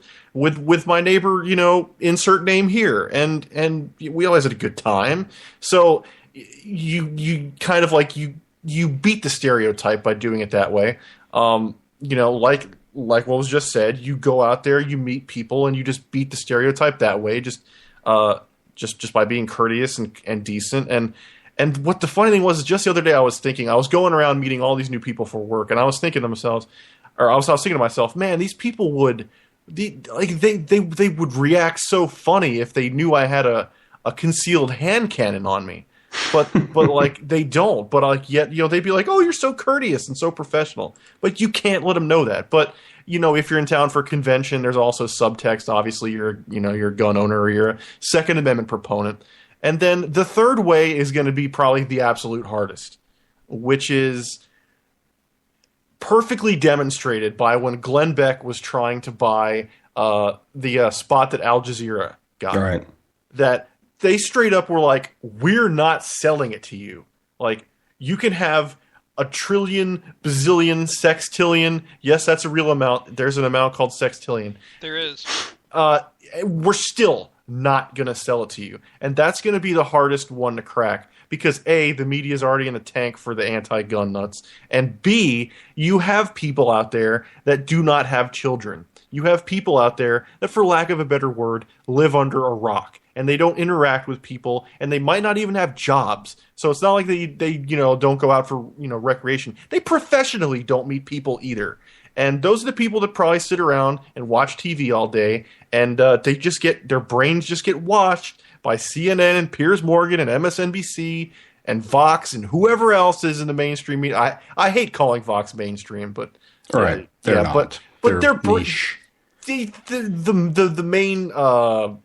The main consensus in the mainstream media is anti-gun, and their brains just get washed by that. And those are the people where you have to break into the mainstream media to get to those people, to run some positive stories, to maybe plant the seed that grows into a little bit of like, well, is it really as bad as they say they are? So go ahead. What I was going to say to the gun owners that are out there, practice gun safety. Use common sense. Yes, do not videotape yourself quick drawing and shooting yourself in the leg on YouTube. I hate that video. That dude never should have posted that video. That dude is what we in the gun owner community call a FUD. FUD. Yeah. Yep. It's a FUD. I was just going to say, this is a battle we're winning. The reason Toomey Mansion comes out and has no support is because people know people, even if they don't own guns themselves, they know people that own guns. And the people they know that own guns are like them, right? My neighbor next door is an NRA member. My person down the street took me shooting one time at the range. The reason that the central plan falls flat is that the folks out in the world know good ambassadors of the sport. Great example, my office, downtown Boston, again. We're in the heart of the anti-gun world. Everybody shoots. And nobody knows that until you kind of start prodding people. They're like, oh yeah, we're going to the range this weekend. It's crazy, right? So even when you would think you'd be in this massive leftist politically correct thing, it's like, oh no, we're all gun owners, right? So just when you when you go out and actually, again, or a positive ambassador for the event or whatever, that says more than anything, any ad anybody can do, any kind of planned event anybody can do. But you personally have to be vigilant about it, right? You can't be an asshole. You can't be a FUD, as we're saying. You've got to go out and do it yourself, which, everybody needs to have that on themselves because, this is what we're trying to promote. We're trying to prevent ridiculous laws from being passed. We're trying to prevent an Australia-type confiscation or whatever, which would, as I pointed out on our podcast, which would be kind of funny because, they took away 640,000 guns. We've got about 300 million in this country. So, good luck. My collection makes up a sizable portion of the 300 million, and I'm happy to say that. But yeah, it's just from going out and making sure that people are aware that gun owners aren't the person that the MFM characterizes them as is something that we all do. We all do it every day. We just need to make it known. Final thoughts as we wrap up. Anybody have them? One rap, or go ahead. No. Go ahead. One rap I was going to, do is, what's everybody's favorite gun? In your collection, what's your favorite thing that you have? Sean, you go first. I'm actually gonna say that's classified, but it's theoretically. Okay, theoretically, I'm a big fan of the evolution of the AR-15s that we're seeing, like the Barrett REC-7, the piston ARs. That was a great addition to that. Right.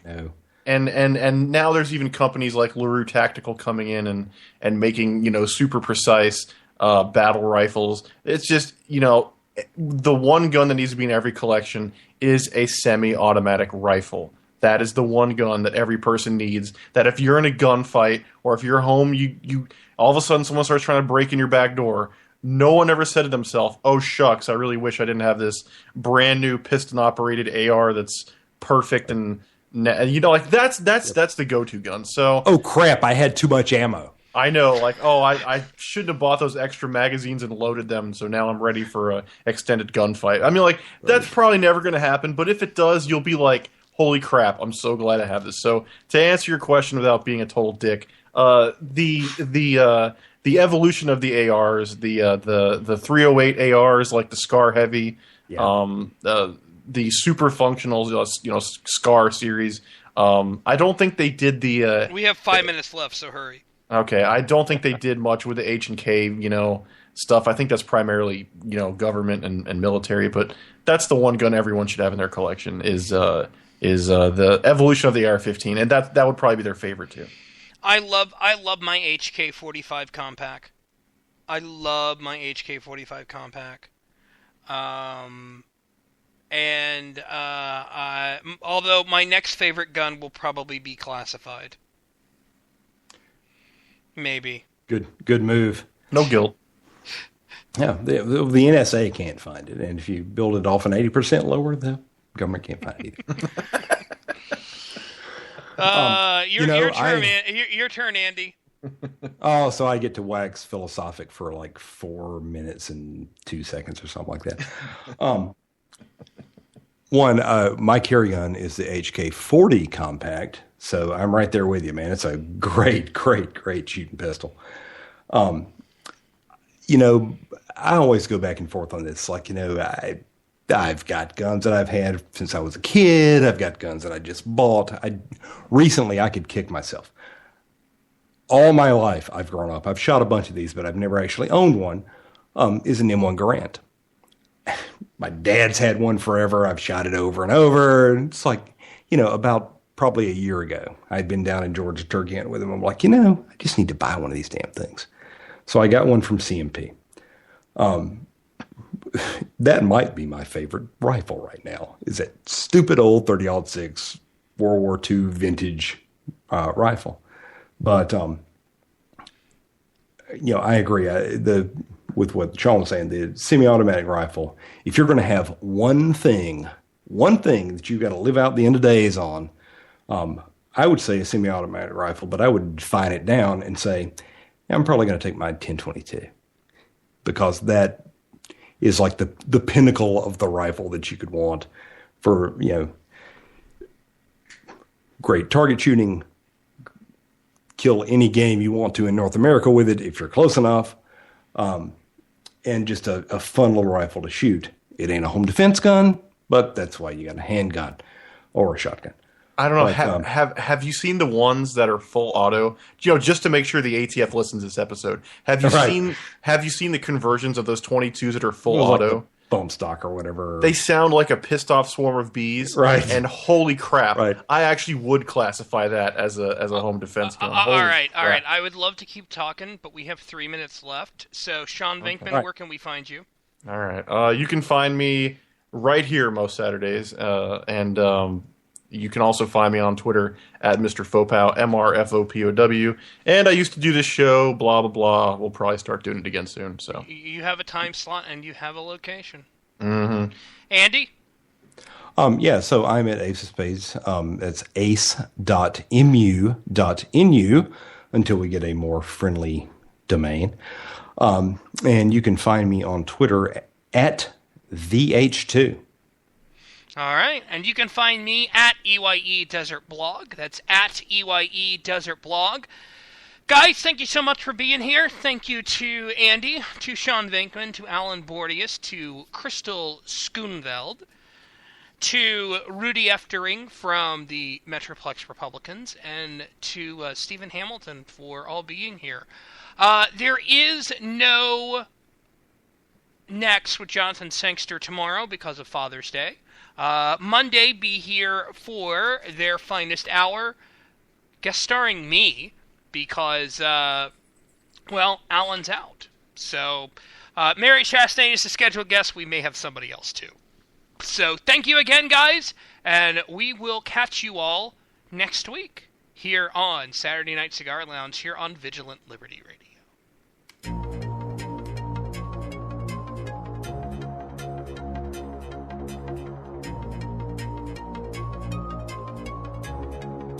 This show is copyright by VLR Media. All opinions of panelists and guests are their own and may not reflect the opinion of VLR Media, the host, or anyone else.